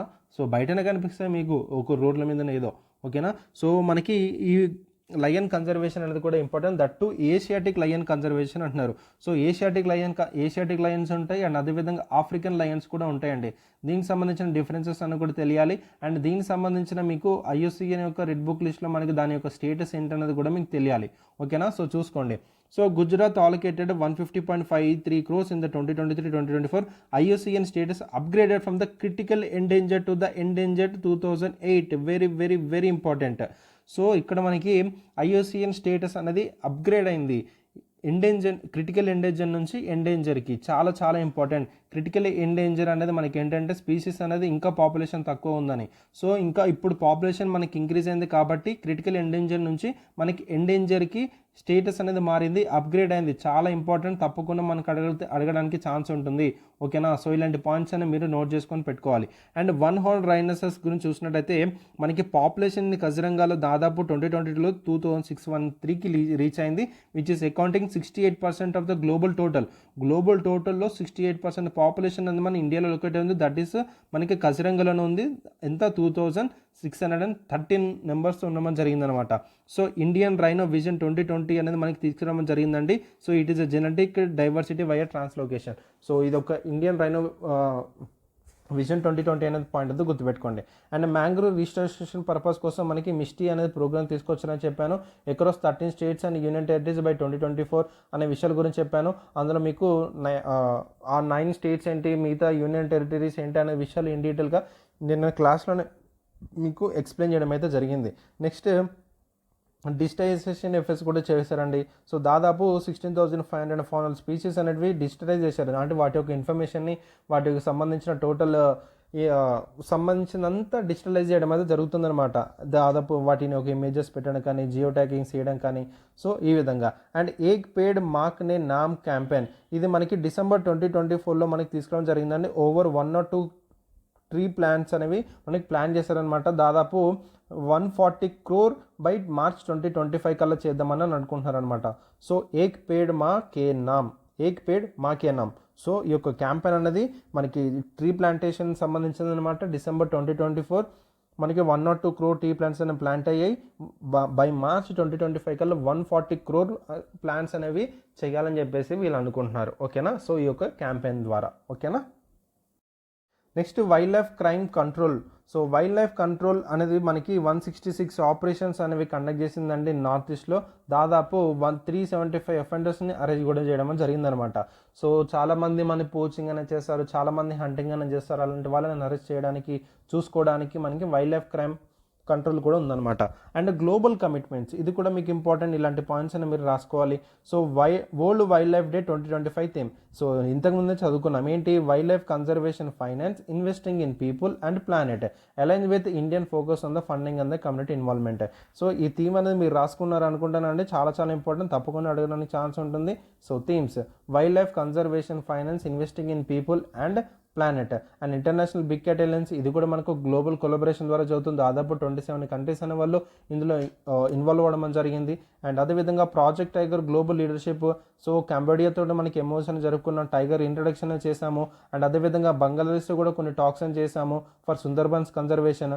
సో బంగ్లాదేశ్లో కూడా కొంత టైప్ ఆఫ్ సుందర్బన్స్ అని మనకి యాడ్ అవుతుందన్నమాట, ఉంటుందన్నమాట, ఓకేనా? సో సుందర్బన్స్ ఇక్కడ మనకి ఏంటంటే, ఇక్కడ ఏ టైగర్ ఉంటుందండి, అక్కడ మనకి రాయల్ బెంగాల్ టైగర్ అక్కడ ఉంటుందన్నమాట, ఓకేనా? So which is very very important. ఆ పర్టికులర్ ఎన్విరాన్మెంట్కి, ఆ పర్టికులర్ క్లైమేటిక్ కండిషన్స్కి రాయల్ బెంగాల్ టైగర్ అనేది అది అడాప్ట్ చేసుకుందనమాట. సో అక్కడ మనకి రాయల్ బెంగాల్ టైగర్స్ కనిపించడం జరుగుతుంది సుందర్బన్స్ ఒక మ్యాంగ్రూవ్ ఫారెస్ట్లో. చాలా చాలా ఇంపార్టెంట్ మీకు ఇది. అండ్ సుందర్బన్స్ అనేది వరల్డ్స్ లార్జెస్ట్ మ్యాంగ్రూవ్ ఫారెస్ట్. ఈ విషయాల గురించి కూడా నేను క్లాస్లో మీకు చెప్పాను. అండ్ అదేవిధంగా global declaration for the river dolphins. So India participate in the discussions in Colombia reinforcing the dolphin conservation commitments. So river డాల్ఫిన్స్ని కూడా మేము కన్జర్వేషన్ చేయాలని చెప్పేసి కూడా అక్కడ కంబోడియాలో జరిగిన మీటింగ్లో కూడా డిస్కస్ చేసి వాళ్ళు పార్టిసిపేట్ చేయడం అయితే జరిగింది. ఓకేనా. సో అటు వరల్డ్ వైల్డ్ లైఫ్ 2025 థీమ్ చూసుకున్నాం, international big cat alliance, project air, global and river dolphins. So ఇంకా చాలా టైప్ ఆఫ్ ఇనిషియేటివ్స్ అయితే తీసుకొచ్చారండి. Like United Nations convention migrate species, ఇది మనకి గ్లోబల్ సంబంధించింది అనమాట. So alignment with international whaling commission. So states argued to appoint dolphin and the whaling commissioners to meet global standards. And climate change integration దాని గురించి కూడా వీళ్ళు మాట్లాడుకోవడం జరిగింది. అండ్ అదేవిధంగా టెక్నాలజీ అడ్వాన్స్మెంట్స్ అనేవి కూడా చూసాము. సో ఇక్కడ మనకి ఫారెస్ట్ ఫైర్ మేనేజ్మెంట్ పర్పస్ కోసం కానీ, ఇక్కడ హ్యూమన్ యానిమల్ సంబంధించిన కాన్ఫ్లిక్ట్ వాటి గురించి కానీ, అండ్ అదేవిధంగా కమ్యూనిటీ ఎంగేజ్మెంట్ కూడా. సో చీతా మిత్రస్ అనేది చూస్తున్నాం, ఏక్ పేడ్ మాకే నామ్ అనేది కూడా చూసాము, లోకల్ పార్టిసిపేషన్ అనేది కూడా చూడడం జరుగుతుంది. సో ఇక్కడ మనకి Gandhi Sagar sanctuary and the Banni grassland identify the cheetah reintroduction అనేది న్యూ కన్జర్వేషన్ సైట్స్ కోసం అయితే చూడడమే జరుగుతుంది అనమాట. Gandhi Sagar sanctuary and Banni grasslands. So చూద్దాము. సో ఇది మరి ఫ్యూచర్లో జరగడానికి అయితే ఛాన్స్ ఉంటుంది. ఓకేనా. So these are the some important points. ఇక్కడ మీరైతే ఈ పాయింట్ అయితే గుర్తుపెట్టుకోండి. ఓకేనా. రైట్. సో ఇదండి టోటల్గా మనకి ఏంటంటే మన యొక్క వైల్డ్ లైఫ్ కన్జర్వేషన్ సంబంధించిన మైల్ స్టోన్స్ అనమాట. So these are the important points to note down. So వాటి గురించి ఏమేమి చదవాలి అండ్ నేను కావాల్సిన పాయింట్స్ మీకు ఆల్రెడీ మీకు ఎక్స్ప్లెయిన్ చేశాను. అండ్ మీరు చదవాల్సిన పాయింట్స్ కూడా మీకు చెప్పాను, అవి మీరు చదవాలి. ఓకేనా. సో చాలా చాలా చాలా ఇంపార్టెంట్ మీకు ఇవి. ఓకేనా. సో తప్పకుండా మనకు అడుగుతాడు ఇలాంటి వాటివి. ఓకేనా. రైట్. సో దీని నుంచి ఈ పర్టికులర్ నేను ఇప్పటివరకు చెప్పిన ఇన్ఫర్మేషన్ నుంచి మీకు తప్పకుండా ఒక 2-3 క్వశ్చన్స్ దిగడానికి అయితే చాలా స్కోప్ ఉంటుందండి. ఓకేనా. సో డెఫినెట్గా అండ్ అంటే మిగతా సబ్జెక్ట్స్ మీకు వైల్డ్ లైఫ్ ప్రొటెక్షన్ యాక్ట్ కావచ్చు, మిగతా యాక్ట్స్ అని మీరు ఇంక్లూడ్ చేసుకోవాలి. ఓకేనా. సో మిగతా యాక్ట్స్ అని మీరు ఇంక్లూడ్ చేసి అండ్ నేను చెప్పిన ఇన్ఫర్మేషన్ ఇంకా డీటెయిల్గా మీరు చదువుకొని మీరు నోట్ చేసుకుంటే మాత్రం తప్పకుండా మీకు ఒక 2-3 క్వశ్చన్స్ అయితే మీ చేతిలో ఉంటాయి. ఓకేనా. రైట్. నెక్స్ట్ చూడండి, లేక్ తాంగానికా బేసిన్. సో రీసెంట్గా మనకి న్యూస్లో ఉండడం జరిగిందండి. A 5-year conservation project has been launched by the Burundi, the Democratic Republic of Congo, Tanzania and Zambia to protect biodiversity of the Lake Tanganyika basin. So Lake Tanganyika యొక్క బయోడైవర్సిటీని protect చేయడానికి ఒక 5-year conservation project అనేది మనకి Burundi, Democratic Republic Congo, Tanzania and Zambia మనకి project launch చేయడం అయితే జరిగిందనమాట. ఈ ప్రాజెక్ట్ యొక్క కీ హైలైట్ చూసుకుంటే this was led by the UNEP, that is United Nations Environment Programme and funded by the Global Environment Facility. So ఇక్కడ మనకి ఇనిషియేటివ్ని ఎవరు చేస్తున్నారంటే యుఎన్ఈపీ చేస్తుంది అండ్ ఫండ్ చేసేది గ్లోబల్ ఎన్విరాన్మెంట్ ఫెసిలిటీ. ఓకేనా. సో ఇక్కడ మనకి స్టేట్మెంట్ ఏ విధంగా ఇస్తాడంటే the recently launched the conservation project by the, so ఈ పర్టికులర్ పేరు ఇచ్చేసి మనకి it was initiative by the UNEP and it was funded by also UNEP అంటాడు. అప్పుడు మనకు తప్పు అవుతుంది కదా. సో చూసుకోండి. ఓకేనా. సో ఇక్కడ మనకి ఫండింగ్ ఎవరు చేస్తున్నారు, ఇనిషియేటివ్ ఎవరు లీడ్ చేస్తున్నారు అనేది చాలా ఇంపార్టెంట్. సో ఇప్పుడు లేక్ తాంగానికా బేసిన్ గురించి కొన్ని ఇంపార్టెంట్ ఫ్యాక్ట్ చూసినట్టయితే Lake Tanganyika is one of the world's most biodiverse fresh water ecosystem. చాలా ఇంపార్టెంట్ ఇది. సో మనకి చూసినట్టయితే కొన్ని లేక్స్ అనేవి ఫ్రెష్ వాటర్గా ఉంటాయి అండ్ కొన్ని లేక్స్ వచ్చేసి మనకి సాల్ట్ వాటర్గా ఉంటాయి అండ్ కొన్ని లేక్స్ వచ్చేసి మనకి వేరే డిఫరెంట్ ఫామ్లో ఉండడం జరుగుతుంది. సో మనకి చూసినట్టయితే ఇక్కడ మన లేక్ తాంగానికా అనేది ఫ్రెష్ వాటర్ ఎకోసిస్టమ్ చాలా చాలా ఇంపార్టెంట్. టోటల్గా 4 కంట్రీస్తో బార్డర్ని షేర్ చేసుకోవడమే జరుగుతుంది. Burundi, democratic of Republic of Congo, Tanzania, Zambia. అందుకే ఈ 4 కంట్రీస్ అనేటివి మనకి ఏంటంటే ఈ పర్టికులర్ లేక్ని మనము ప్రొటెక్ట్ చేసుకోవాలి, కన్జర్వేషన్ చేసుకోవాలని చెప్పేసి ఈ 4 కంట్రీస్ అనే ముందుకు వచ్చి ప్రాజెక్ట్ అయితే లాంచ్ చేయడం అయితే జరిగిందనమాట. ఓకేనా. సో లేక్ తాంగానికా గుర్తుపెట్టుకోండి, చాలా చాలా ఇంపార్టెంట్. ఇది ఆఫ్రికాకి చెందినమాట. అండ్ అదేవిధంగా ఇంకా ఆఫ్రికాలో ఏ టైప్ ఆఫ్ లేక్స్ అని ఉన్నాయనేది కామెంట్ సెక్షన్లో తెలపండి. చాలా చాలా ఇంపార్టెంట్ మీకు. అండ్ మీకు ఏంటంటే అక్కడ ఉన్న రివర్స్ కానీ అండ్ నైల్ రివర్ కానీ లేకపోతే వేరే డిఫరెంట్ సంబంధించిన లేక్స్ అని మీకు చాలా ఇంపార్టెంట్ అండి. మీకు ఆఫ్రికా పార్ట్ ఏదైతే ఉందో అంటే హ్యూమన్ జాగ్రఫీ అంత ఇంపార్టెంట్ కాకపోయినా కానీ దాని నుంచి ఎకనామిక్ జాగ్రఫీ అంటే లైక్ టైప్ ఆఫ్ మినరల్స్ గురించి కానీ ఏ కంట్రీ ఎంత ప్రొడ్యూస్ చేస్తుంది, ఏ కంట్రీలో ఎంత ఉందనేది మనకి చాలా ఇంపార్టెంట్ అనమాట. సో అటు మీకు సౌత్ అమెరికా అండ్ అదేవిధంగా ఇక్కడ మనకు ఆఫ్రికా అండ్ ఈ రెండు అనేవి మీకు చాలా ఇంపార్టెంట్. సో తప్పకుండా ఎకనామిక్ జాగ్రఫీ గురించి దాని మీద క్వశ్చన్స్ అయితే తప్పకుండా వస్తాయండి. ఓకేనా. సో చదువుకోండి, చాలా చాలా ఇంపార్టెంట్. సో ఇక్కడ మీకు అర్థమైందని అనుకున్నాను. సో 4 కంట్రీస్తో బార్డర్స్ అని షేర్ చేసుకుంటుంది Burundi, Democratic Republic of Congo, Tanzania and Zambia. So it holds 70% of the global surface freshwater supply and is home to the one of the Africa's largest freshwater fisheries. So fresh water సప్లైలో మనకి global సర్ఫేస్లో 17% cover చేస్తుంది. And అదేవిధంగా it home to the Africa's largest fresh water fisheries. ఆఫ్రికాలో మనకి ఏంటంటే largest fresh water fisheries Lake Tanganyika అని చెప్పొచ్చు. ఓకేనా. The lake contains around 1500 species with 600 species endemic found only in this lake. So చూసారా, ఈ లేక్లో 1500 స్పీషీస్ అనేవి ఉంటాయి అండ్ అందులో 600 స్పీషీస్ అనేవి ఎండమిక్, అంటే ఓన్లీ ఆ లేక్లోనే మనకి కనిపించడం జరుగుతుంది. మరి ఓన్లీ ఆ లేక్లోనే కనిపిస్తున్నప్పుడు ఆ స్పీషీస్ కాపాడుకునే బాధ్యత ఉంది కదా. సో అందుకే కన్జర్వేషన్ ఎఫర్ట్స్ అనేవి చేయడం అనేది జరుగుతుంది అనమాట. ఓకేనా. Right. The lake is internationally recognised the global biodiversity hotspot. Very very important. Global biodiversity hotspot మనం ఎవరు రికగ్నైజ్ చేస్తారు అనేది తెలియాలి కదా. ఆ హోంవర్క్ మీరు చేయాలి కదా. సో నా కామెంట్ సెక్షన్లో చెప్పాలి కదా, చెప్పండి. ఓకేనా. So global biodiversity hotspot. Apart from aquatic biodiversity, Lake Tanganyika basin also has rich terrestrial biodiversity and scenic landscapes. అంటే అక్కడ టూరిస్ట్ స్పాట్స్ కూడా మనం చూసుకోవడానికి కూడా ప్లేస్ ఉన్నాయని చెప్తున్నారు. So the reason includes forest reserves and the national park such as Burundi. ఇక్కడ మనకి అంటే బురుండిలో ఉన్న మనకి ఈ యొక్క రీజన్తో ఇంక్లూడ్ అయ్యి ఫారెస్ట్ రిజర్వ్స్ ఉన్నాయి, నేషనల్ పార్క్స్ అని చెప్తున్నారు. సో బురుండిలో ఈ రిజర్వ్స్ ఉన్నాయి అండ్ తాంజానియాలో మనకి ఈ రిజర్వ్స్ ఉన్నాయి అండ్ అదే జాంబియాలో మనకి నుజుంబు నేషనల్ పార్క్. ఒకవేళ మనకి అడగడానికి అయితే ఛాన్స్ ఉండొచ్చు నాన్న, ఈ పర్టికులర్ నేషనల్ పార్క్స్ అనేది మనకి రీసెంట్గా ఏ కంట్రీకి చెందిందని మనకి అడగడానికి అయితే ఛాన్స్ ఉండొచ్చు.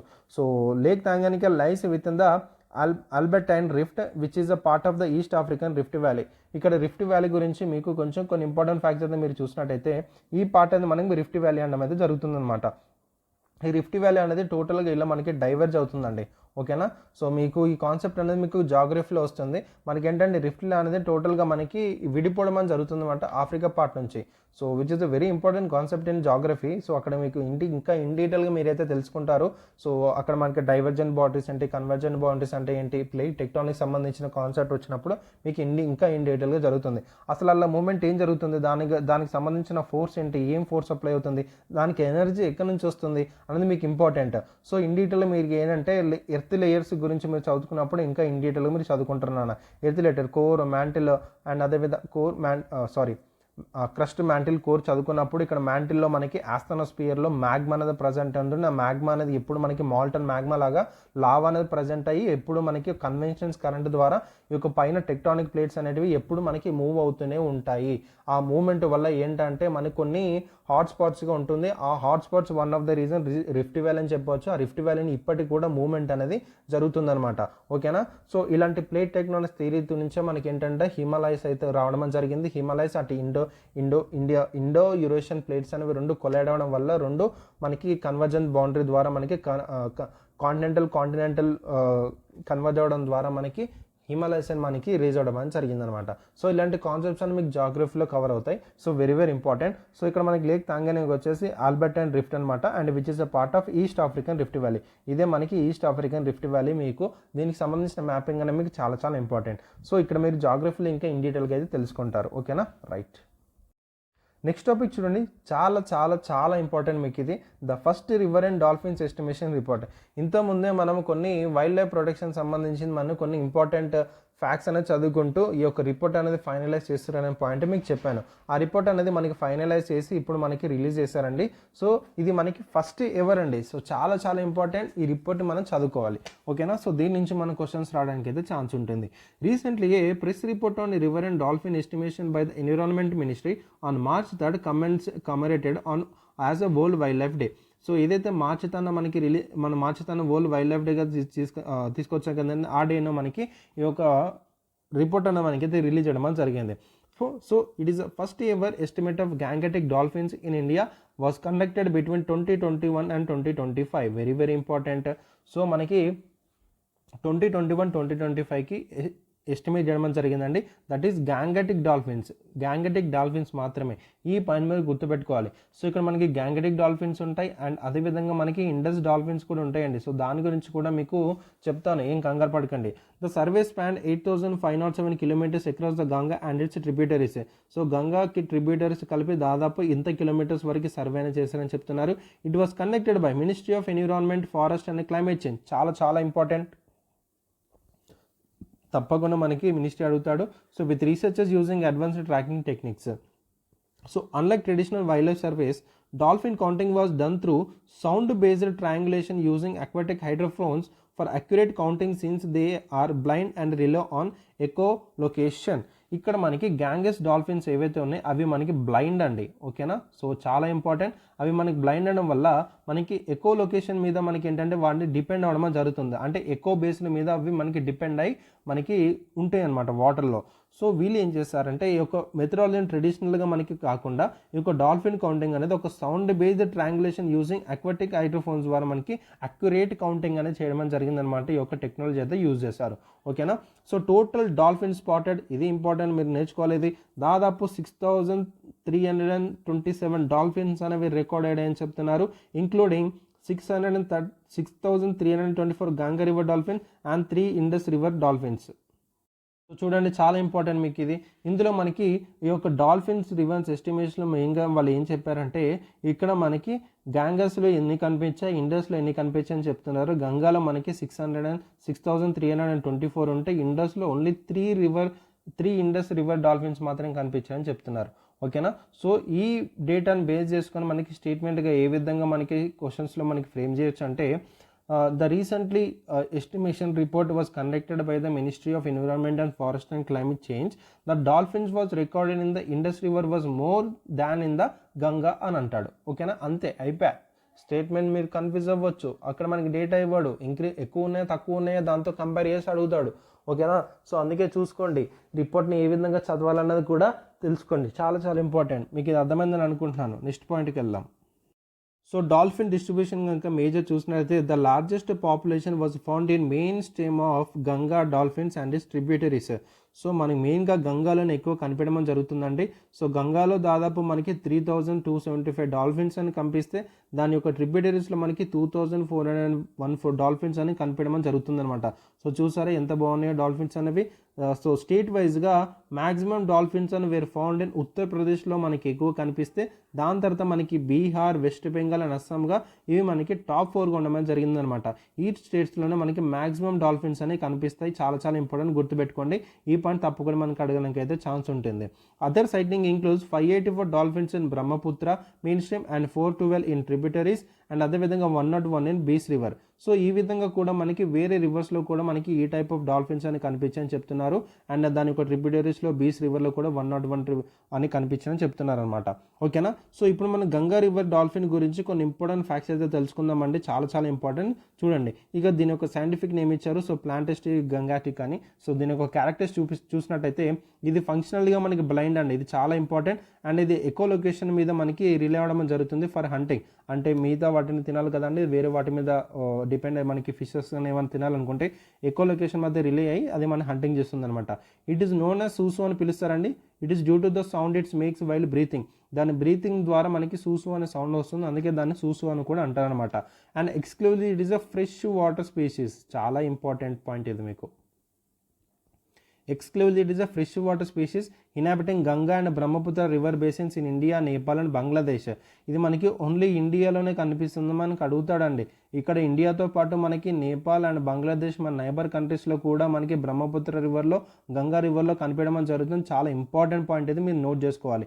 అండ్ మనకి హ్యాబిటేట్ డిస్ట్రక్షన్ జరుగుతుంది, పొల్యూషన్ జరుగుతుంది, హంటింగ్ జరుగుతుంది అనమాట. సో ఇక్కడ మనకి పొల్యూషన్ చూసుకుంటే అంటే గంగా రివర్ అనేది ఎంత పొల్యూట్ అవుతుందో మీకు తెలుసు. అండ్ అదేవిధంగా దీన్ని హంటింగ్ కూడా చేయడం అనేది జరుగుతుంది. అంటే దీని హ్యాబిటాట్ డిస్ట్రక్షన్ అనేది జరుగుతుంది, ఈ పొల్యూషన్, హంటింగ్, ఈ పొల్యూషన్ అండ్ మిగతా థ్రెట్స్ వల్ల. సో ఇక్కడ మనకి ఫ్రెష్ వాటర్ స్పీషీస్ అని ఇంత అద్భుతంగా చెప్పినప్పుడు గంగా రివర్ అనేది పొల్యూట్ అవుతున్నప్పుడు ఈ ఫ్రెష్ వాటర్ స్పీషీస్ అనేది అందులో పొల్యూట్ అవుతున్న వాటర్లో బతకగలదా, ఉండగలదా అని చూసుకోవాలి, ఓకేనా. అందుకే దీన్ని కన్జర్వేషన్ చేయాలి అని వీళ్ళు ముందుకు రావడమే జరిగిందనమాట. సో టోటల్ ఎస్టిమేషన్ చేస్తారు and it is the first ever. చాలా చాలా ఇంపార్టెంట్ పాయింట్స్ ఇవి, ఓకేనా. సో ఈ స్లైడ్లో మనకి మెయిన్గా ఇది ఎక్కడెక్కడ కనిపిస్తుంది అండ్ ఎక్కడెక్కడ మనకి హైయెస్ట్ పాపులేషన్ ఉంది అండ్ ఈ యొక్క రివర్ గంగాస్ రివర్ డాల్ఫిన్ గురించి కొన్ని ఇంపార్టెంట్ ఈ యొక్క ఫ్యాక్ట్స్ అని మీరు నోట్ చేసుకోవాలి, ఓకేనా. రైట్. నెక్స్ట్ దీని యొక్క కన్జర్వేషన్ స్టేటస్ అదేంటి, గంగా రివర్ గంగా డాల్ఫిన్ యొక్క కన్జర్వేషన్ స్టేటస్ చూసినట్టయితే వైల్డ్ లైఫ్ ప్రొటెక్షన్ యాక్ట్లో మనకి షెడ్యూల్ 1లో ప్లేస్ చేస్తారు. ఇంతకుముందే నేను డిస్కస్ చేశాను. షెడ్యూల్ 1లో మనకి ప్లేస్ చేసినట్టయితే మనకి ఏంటి, ఈ యొక్క స్పీషీస్కి మనకి హైలీ ప్రొటెక్షన్ అయితే రావడం అయితే జరుగుతుందన్నమాట. హైలీ ప్రొటెక్షన్ అయితే ఇవ్వడం అయితే జరుగుతుంది ఆ స్పీషీస్కి షెడ్యూల్ 1లో ప్లేస్ చేసినందుకు. ఎక్కడ ప్లేస్ చేస్తారు, Wildlife Protection Act 1972 and CITES that is convention on the international trade in the endangered species appendix 1లో మనకి పెట్టడం అయితే జరిగిందనమాట. ఓకేనా, సో చాలా చాలా ఇంపార్టెంట్, గుర్తుపెట్టుకోండి, రైట్. అండ్ అదేవిధంగా convention on the migratory species appendix 1లో పెట్టారు. అండ్ IUCN రెడ్ లిస్ట్, ఇది మీకు చాలా ఇంపార్టెంట్. ఓకేనా, సో ఇది మనకి ఎండేంజర్డ్ స్పీషీల్లో ఉంది, చాలా చాలా ఇంపార్టెంట్, గుర్తుపెట్టుకోండి, ఎండేంజర్డ్ స్పీషీల్లో ఉంది. ఓకేనా. అండ్ అదేవిధంగా నేషనల్ అండ్ స్టేట్ రికగ్నిషన్ చూసినట్టయితే ఇది declared as India's national aquatic animal in the 2009. So national aquatic యానిమల్గా 2009లో మనకి డిక్లేర్ చేయడం జరిగింది. అండ్ అదేవిధంగా అస్సాంలో ఇది స్టేట్ అక్వాటిక్ యానిమల్గా కూడా రికగ్నిషన్ అయితే చేయడం అయితే జరిగిందనమాట.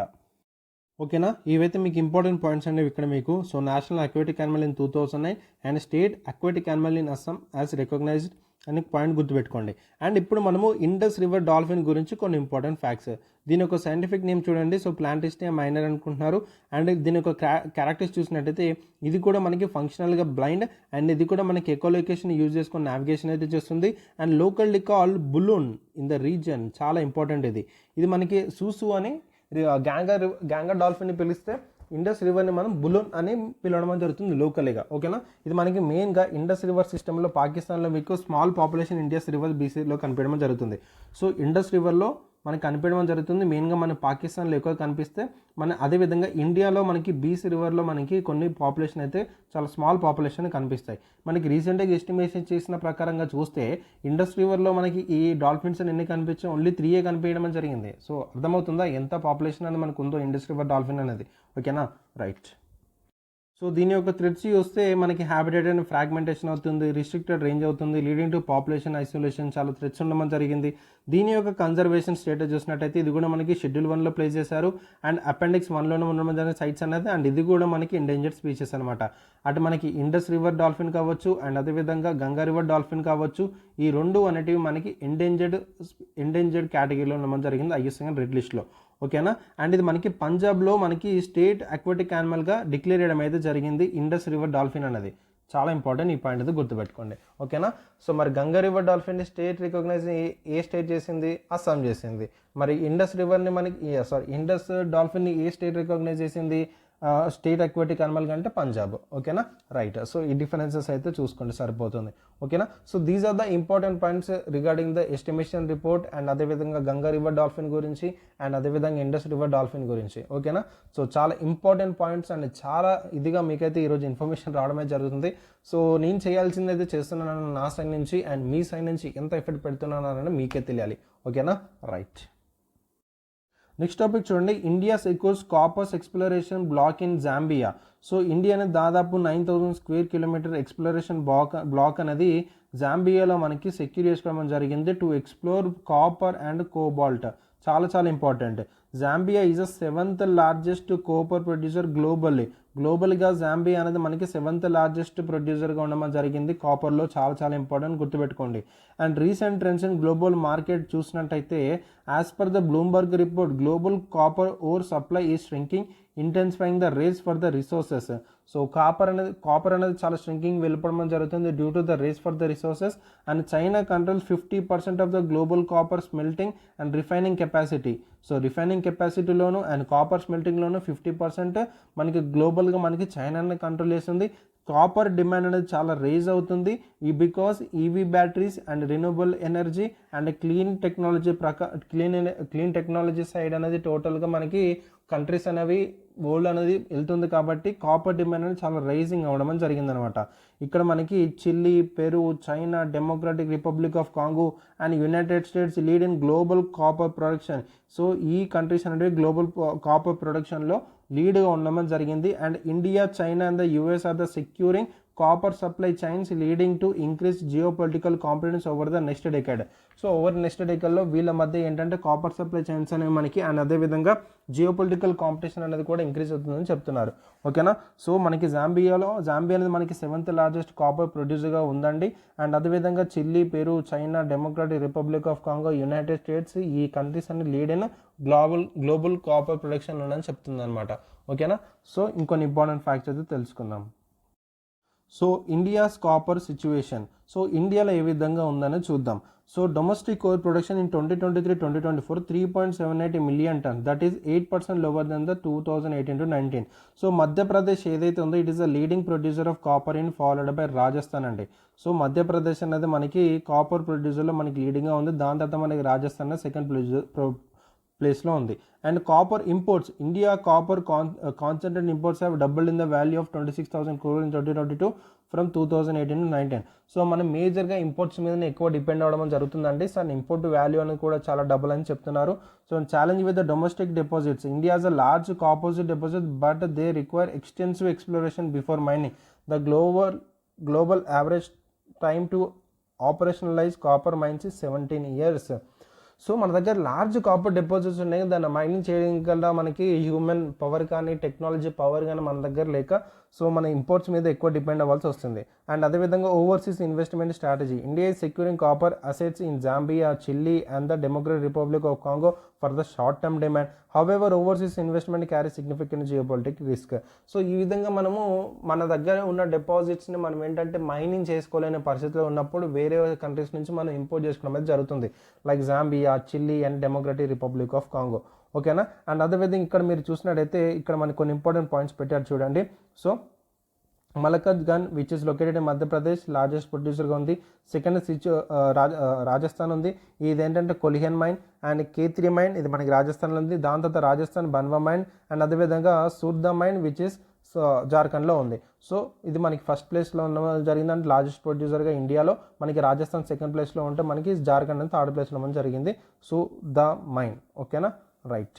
సో ఇక్కడ మనకి Africa's rising share in critical minerals. So critical minerals అనేది చాలా ఇంపార్టెంట్. సో ఇండియా అనేది నేషనల్ క్రిటికల్ మిషన్ అనేది కూడా లాంచ్ చేయడం జరిగింది. సో దాని ద్వారా ఏంటంటే మనకి వేరే కంట్రీస్తో మనకి కొలాబరేట్ అవుతూ మన యొక్క డిమాండ్స్ని అండ్ సప్లై చైన్స్ని డిస్టర్బ్ కాకుండా వేరే కంట్రీస్తో మాట్లాడుకుంటూ ఎక్స్ప్లోరేషన్స్ అయితే స్టార్ట్ చేయడం అయితే జరుగుతుంది ఇండియా అనేది under national critical machine.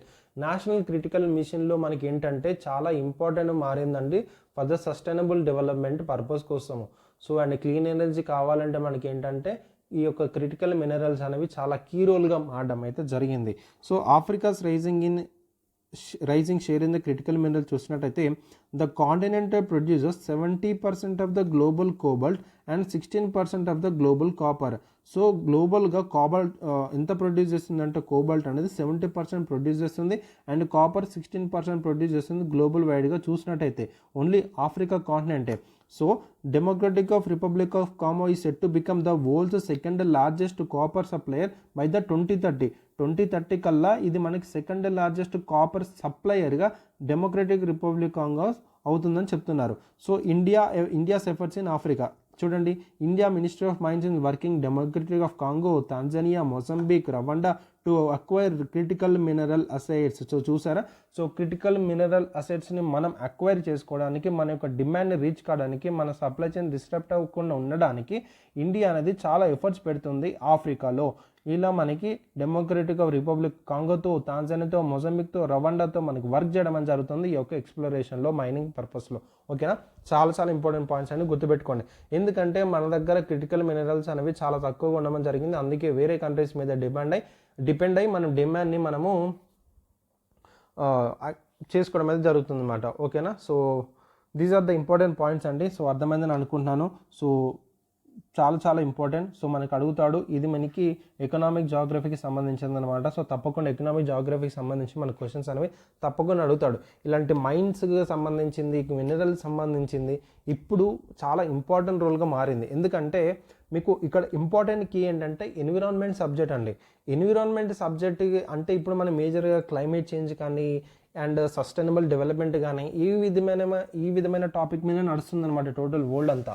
So దాని మీద మనకి ఏంటంటే చాలా కంట్రీస్ అనేవి సస్టైనబుల్ డెవలప్మెంట్ అచీవ్ చేయాలని చెప్పేసి అవి పెట్టుకున్న గోల్స్ని రీచ్ కావాలని చెప్పేసి చాలా ప్రయత్నించడం అయితే జరుగుతుంది. సో అలాంటి కావాలంటే మనకి ఒక critical minerals, rare earth metals అనేవి చాలా చాలా ఇంపార్టెంట్. అండ్ వాటికి సంబంధించిన రేర్ ఎర్త్ మెటల్స్ కానీ క్రిటికల్ మినరల్స్ కానీ ఏ కంట్రీలో ఎంత ప్రొడ్యూస్ చేస్తుంది, ఏ కంట్రీ ఎంత సప్లై చేస్తుంది అనేది చాలా ఇంపార్టెంట్ అనమాట. సో అందుకే వాటి మీద కొంచెం ఎక్కువ ఫోకస్ చేసి మనం చదువుకోవాలి. ఓకేనా, రైట్. సో రీసెంట్గా ఆస్కర్స్ అనేది మనకి జరిగిందండి. That is 97th Academy Awards. So the Oscars, officially known as the Academy Awards, is an annual event which has recognized excellence in the cinematic achievements. It was first established in the 1929 by the Academy of Motion Picture Arts and the Sciences.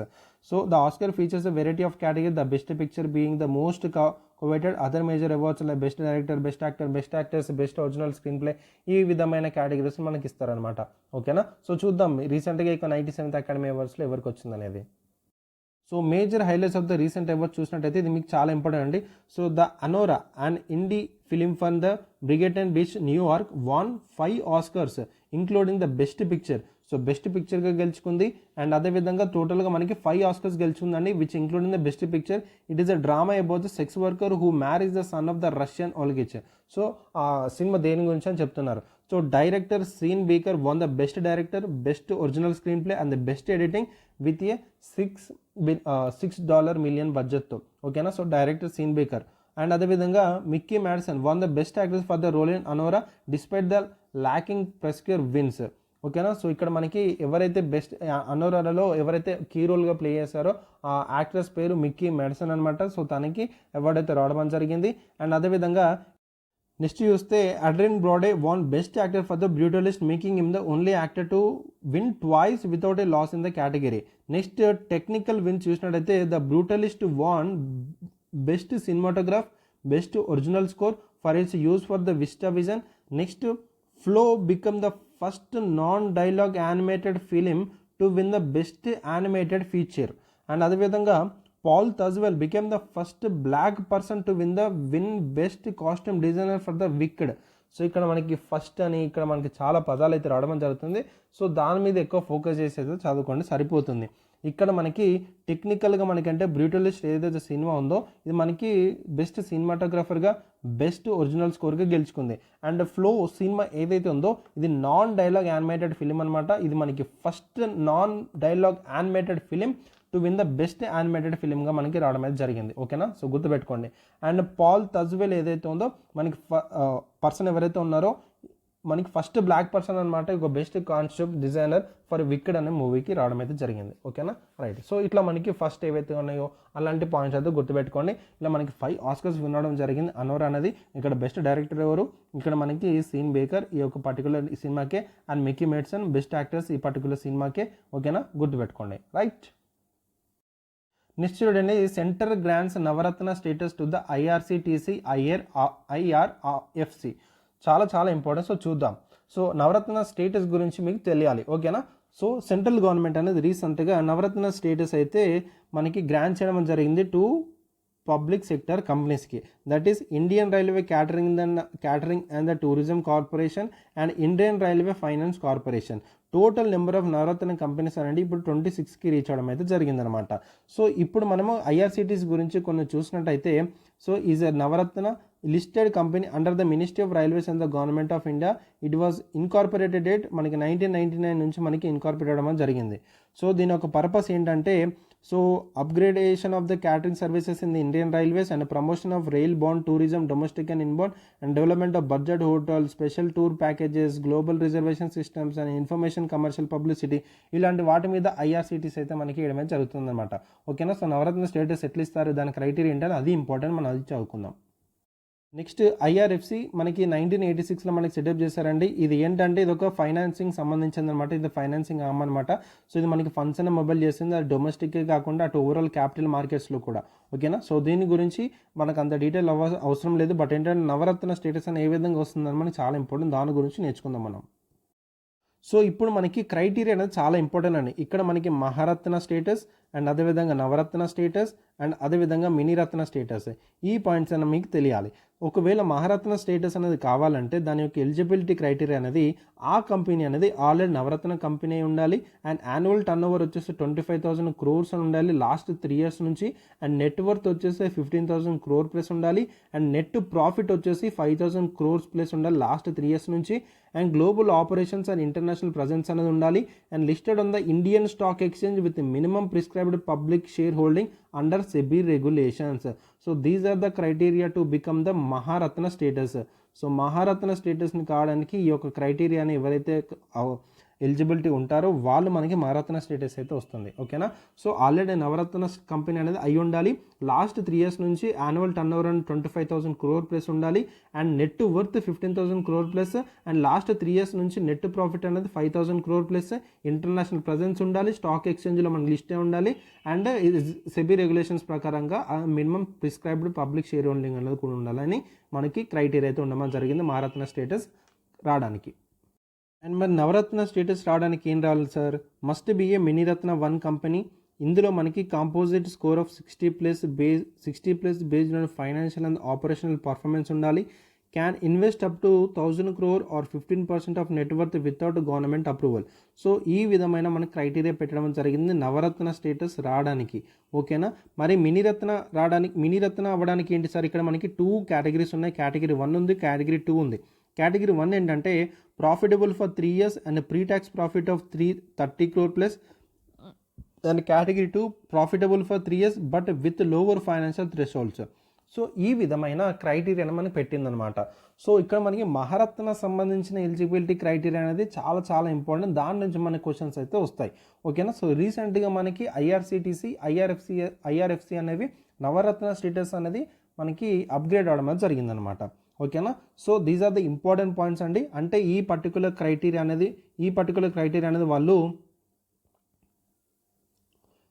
ఎలిజిబుల్గా వాళ్ళు ఉన్నారనమాట. So అందుకే నవరత్న status రావడం జరిగింది. So ఇక్కడ మనకి నవరత్న and Maharatna companies ఏవైతే ఉన్నాయో వాళ్ళు గ్రేటర్ ఇండిపెండెన్స్ అనేవి ఎంజాయ్ చేయడం జరుగుతుంది ఇన్వెస్ట్మెంట్లోను, జాయింట్ వెంచర్స్లోను, ఆపరేషనల్ డెసిషన్ మేకింగ్లోను. కానీ మినీరత్నలో ఏంటంటే మనకి ఎటువంటి టైప్ ఆఫ్ అక్కడ మనకి గ్రేటర్ ఇండిపెండెన్స్ అయితే ఉండదు. సో ఈ పాయింట్స్ అయితే మీరు గమనించగలరు. ఓకేనా. సో ఇక్కడ మీకు అర్థమైందని అనుకున్నాను మహారత్న స్టేటస్, నవరత్న స్టేటస్ గురించి ఇన్ డీటెయిల్గా. ఓకేనా. రైట్. నెక్స్ట్ చూడండి, India emerged as the world's 3rd largest biofuel producer. Very very important. So India అనేది వరల్డ్స్ 3rd లార్జెస్ట్ బయోఫ్యూయల్ ప్రొడ్యూసర్గా మనకి ఎమర్జ్ అయిందని మనకి న్యూస్లో రావడం జరిగిందనమాట. So the country has achieved 19.6% ethanol building in petrol as of January 2024 and set to reach 20% 5 years ahead as of its 2030 target. So 2030 target కంటే ముందే మనము రీచ్ అయిపోతామని చెప్పడం జరుగుతుంది. సో మనకి 19.6% ఎథనాల్ బ్లెండింగ్ అనేది చేసాము ఈ January 2024 అని చెప్తున్నారు. This move is reducing the fuel imports, cutting emissions and supporting rural economic growth. So ఇప్పుడు మనం బయోఫ్యూయల్ గురించి తెలుసుకోవాలి. అసలు బయోఫ్యూయల్ ఏంటి, దాన్ని ఎట్లా ప్రొడ్యూస్ చేస్తారు, ఇండియా 3rd లార్జెస్ట్ ప్రొడ్యూసర్గా ఎలా అయిందనే విషయాలు తెలియాలి కదండి. So biofuels are renewable fuels derived from biological organic sources such as plants, agriculture waste, algae. So ఇలాంటి వాటి నుంచి మనము బయోఫ్యూయల్ని మనం ప్రొడ్యూస్ చేయడం అయితే జరుగుతుందన్నమాట.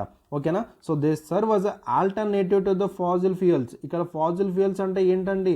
ఫాజిల్ ఫ్యూయల్స్ అంటే ఇస్ నథింగ్ బట్ మనకి పెట్రోల్ కానీ, డీజిల్ కానీ, కోల్ కానీ ఇవన్నీ మనం ఫాజిల్ ఫ్యూయల్స్ అంటాం.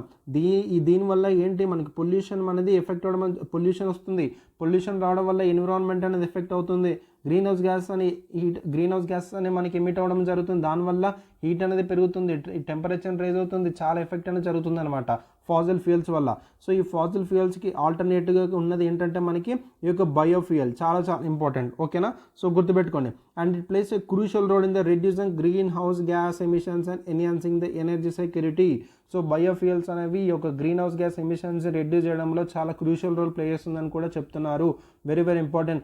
ఫాజిల్ ఫ్యూయల్స్ వల్ల మనకి ఏంటంటే గ్రీన్ హౌస్ గ్యాస్ ఎమిషన్స్ అనేవి ఇంక్రీజ్ అయ్యి టెంపరేచర్ ఇంక్రీజ్ చేస్తుంది, ఎన్విరాన్మెంట్కి హాని కలుగుతుంది. సో అందుకే ఫాజిల్ ఫ్యూయల్స్కి ఆల్టర్నేట్గా ఉన్న వాటిని మనం చూస్ చేసుకోవడం జరుగుతుంది. వన్ ఆఫ్ ద బెస్ట్ ఏంటంటే బయోఫ్యూయల్. అందులో మనకి ఇండియా అనేది వరల్డ్స్ 3rd లార్జెస్ట్ బయోఫ్యూయల్గా ఉండడం అయితే జరిగిందనమాట. ఓకేనా. So this can broadly classified into 3 types. Liquid బయోఫ్యూయల్స్గా ఇందులో మనకి ఎథనాల్, బయోడీజిల్స్, బయోమెథనాల్ ఉంటాయి. అండ్ అదేవిధంగా బయో గ్యాస్ ఉంటుంది, that is bio LNG, bio CNG. And అదేవిధంగా సాలిడ్ బయోమాస్. సో మీరు సిఎన్జీ కార్స్ అని చూసుంటారు. సిఎన్జి ఆటోస్ అని చూస్తూ ఉంటారు. సో ఇవన్నీ మీరు చూసే ఉంటారు అనుకుంటాను. ఓకేనా. సో అవి ఏంటంటే టోటల్ గ్యాస్తో నడుస్తుంది, బయోగ్యాస్ తోటి. ఇక్కడ మనకి లిక్విడ్ బయోఫ్యూయల్స్ ఉన్నాయి, బయోగ్యాస్ ఉంది, అండ్ అదేవిధంగా సాలిడ్ బయోమాస్ కూడా ఉందన్నమాట. ఓకేనా. So these are the broadly categorised into 3 types. ఓకేనా. రైట్. మనం జనరేషన్ ఆఫ్ బయోఫ్యూయల్స్ కనుక మనం చూసినట్టయితే బేస్డ్ ఆన్ ద సోర్స్, ఆ సోర్స్ని బట్టి దాని యొక్క జనరేషన్ మనం డిసైడ్ చేస్తున్నామండి. ఫస్ట్ జనరేషన్లో మనకి ఏంటంటే మనకి food crops made from the food sources such as sugar, starch, vegetable oil, అందులో నుంచి మనము ఏదైతే మనం బ్లెండ్ చేస్తున్నామో, ఏదైతే మనం బయోఫ్యూయల్ చేస్తున్నామో, ఏదైతే ఫుడ్ క్రాప్ నుంచి చేస్తున్నామో అది మనకి ఫస్ట్ జనరేషన్ ఆఫ్ బయోఫ్యూయల్స్ అనమాట. So bio alcohols, biodiesel, vegetable oil, ఇది అంతా మనకి first generation of biofuels. And second జనరేషన్లో నాన్ ఫుడ్ బయోమాస్ అని మనము నుంచి సోర్స్ తీసుకొని మనం బయోఫ్యూయల్ని మనం జనరేట్ చేయడం జరుగుతుంది. It produced from the non food crops or portion of food crop that are not edible, like example stems, husk, wood whips. So ఆ నాన్ ఫుడ్ క్రాప్స్ కావచ్చు and some portion of food crops, దాంట్లో నుంచి మనం ఒకవేళ మనము biofuel అనేది ఒక generate తీస్తే అది మనం సెకండ్ జనరేషన్ అనేది జరుగుతుంది. గుర్తుపెట్టుకోండి. ఇక్కడ బెస్ట్ ఎగ్జాంపుల్ సెల్యులాస్, ఎథనాల్ అండి. అండ్ థర్డ్ జనరేషన్ ఇక్కడ మనకి ఆల్గే బేస్డ్ బయోఫ్యూయల్స్ అనమాట. ఈ సోర్స్ని తీసుకొని మనం ఒకవేళ బయోఫ్యూయల్ కనుక జనరేట్ చేస్తే అది మన third generation. It focuses on biofuel generation from the microbial community. So microbial community నుంచి కనుక మనం ఒకవేళ బయోఫ్యూయల్ జనరేషన్ చేస్తే దాన్ని మనము థర్డ్ జనరేషన్ అంటున్నాం అనమాట. దీనికి బెస్ట్ ఎగ్జాంపుల్ బ్యూటనాల్. ఓకేనా. రైట్. నెక్స్ట్ ఫోర్త్ జనరేషన్ ఇక్కడ మనకి సింథటిక్ బయోఫ్యూయల్స్ నుంచి అయితే జనరేట్ చేస్తే దాన్ని ఫోర్త్ జనరేషన్ అంటాం. In the production of this fuels crops genetically engineered to take in high amount of carbon are grown and harvested as biomass. The crops are converted into fuel using second generation techniques. ఇక్కడ మనకి ఈ ప్రొడక్షన్లో, ఇక్కడ ఈ fuel ప్రొడక్షన్లో మనకి ఏంటంటే crops అనేటివి జెనెటికల్గా ఇంజనీర్ చేయడం అని జరుగుతుందన్నమాట. అందులో ఏంటంటే కార్బన్ అనేది చాలా అమౌంట్ ఆఫ్ ఇంజనీర్గా తీసుకోవడానికి దాన్ని హార్వెస్ట్ చేస్తాం. అది మనకి ఏంటంటే అది సెకండ్ జనరేషన్లో యూజ్ చేసుకోవడానికి కన్వర్ట్గా ఉంటుందన్నమాట. ఓకేనా. The best example synthetic gasoline. ఓకేనా. సో ఇక్కడ దీనికి ఇంజనీర్డ్ అండ్ జెనెటికల్ ఇంజనీర్డ్ చేసి అది మనకి గ్రో చేసేసి దాని తర్వాత సెకండ్ దాంట్లో మనకి యూజ్ చేయడం అనేది జరుగుతుంది. ఓకేనా. సో ఈ విధమైన మనకి జనరేషన్ ఆఫ్ బయోఫ్యూయల్స్ దాని ఒక సోర్స్ బేస్డ్గా తీసుకొని జనరేషన్గా డివైడ్ చేయడం అని జరిగింది. ఫుడ్ క్రాప్స్ నుంచి చేస్తే first generation, non food biomass నుంచి చేస్తే సెకండ్ జనరేషన్, అదే algae based that is microbial community నుంచి చేస్తే థర్డ్ జనరేషన్. అదే ఒకవేళ సింథటిక్ బయోఫ్యూయల్స్ అంటే సింథటిక్గా మనకి అక్కడ క్రాప్స్ని జెనెటికల్లీ ఇంజనీర్డ్ అయితే చేయడం అని జరుగుతుంది అనమాట. దాన్ని మనకి ఫోర్త్ జనరేషన్. ఓకేనా. రైట్. సో బయోఫ్యూయల్స్ వల్ల చాలా సిగ్నిఫికెన్స్ అయితే ఉందండి. ఎనర్జీ సెక్యూరిటీ అనేది మనం పొందొచ్చు. ఏ విధంగా అంటే reduces dependency on fossil fuels. So fossil fuels మీద మనకి డిపెండెన్సీ అనేది చాలా తగ్గిపోతుంది. అండ్ అదేవిధంగా lowers fuel import cost. Ethanol blending programme has saved the 85,000 crore in foreign exchange. చాలా ఇంపార్టెంట్ ప్రోగ్రామ్ అండి. ఎథనాల్ బ్లెండింగ్ ప్రోగ్రామ్ అనేది తీసుకొచ్చి మనం ఎథనాల్ అయితే బ్లెండింగ్ చేయడం జరిగిందనమాట. చాలా ఇంపార్టెంట్. ఎథనాల్ ఎక్కడి నుంచి చేస్తాం? ఇది నాన్ ఫుడ్ క్రాప్ నుంచి మనం చేయడం జరిగింది. It is the second generation. గుర్తొచ్చిందా మీకు? చాలా ఇంపార్టెంట్. సో దీనివల్ల ఏంటంటే మనం ఎనర్జీ సెక్యూరిటీని కూడా మనం సంపాదించుకోవచ్చు.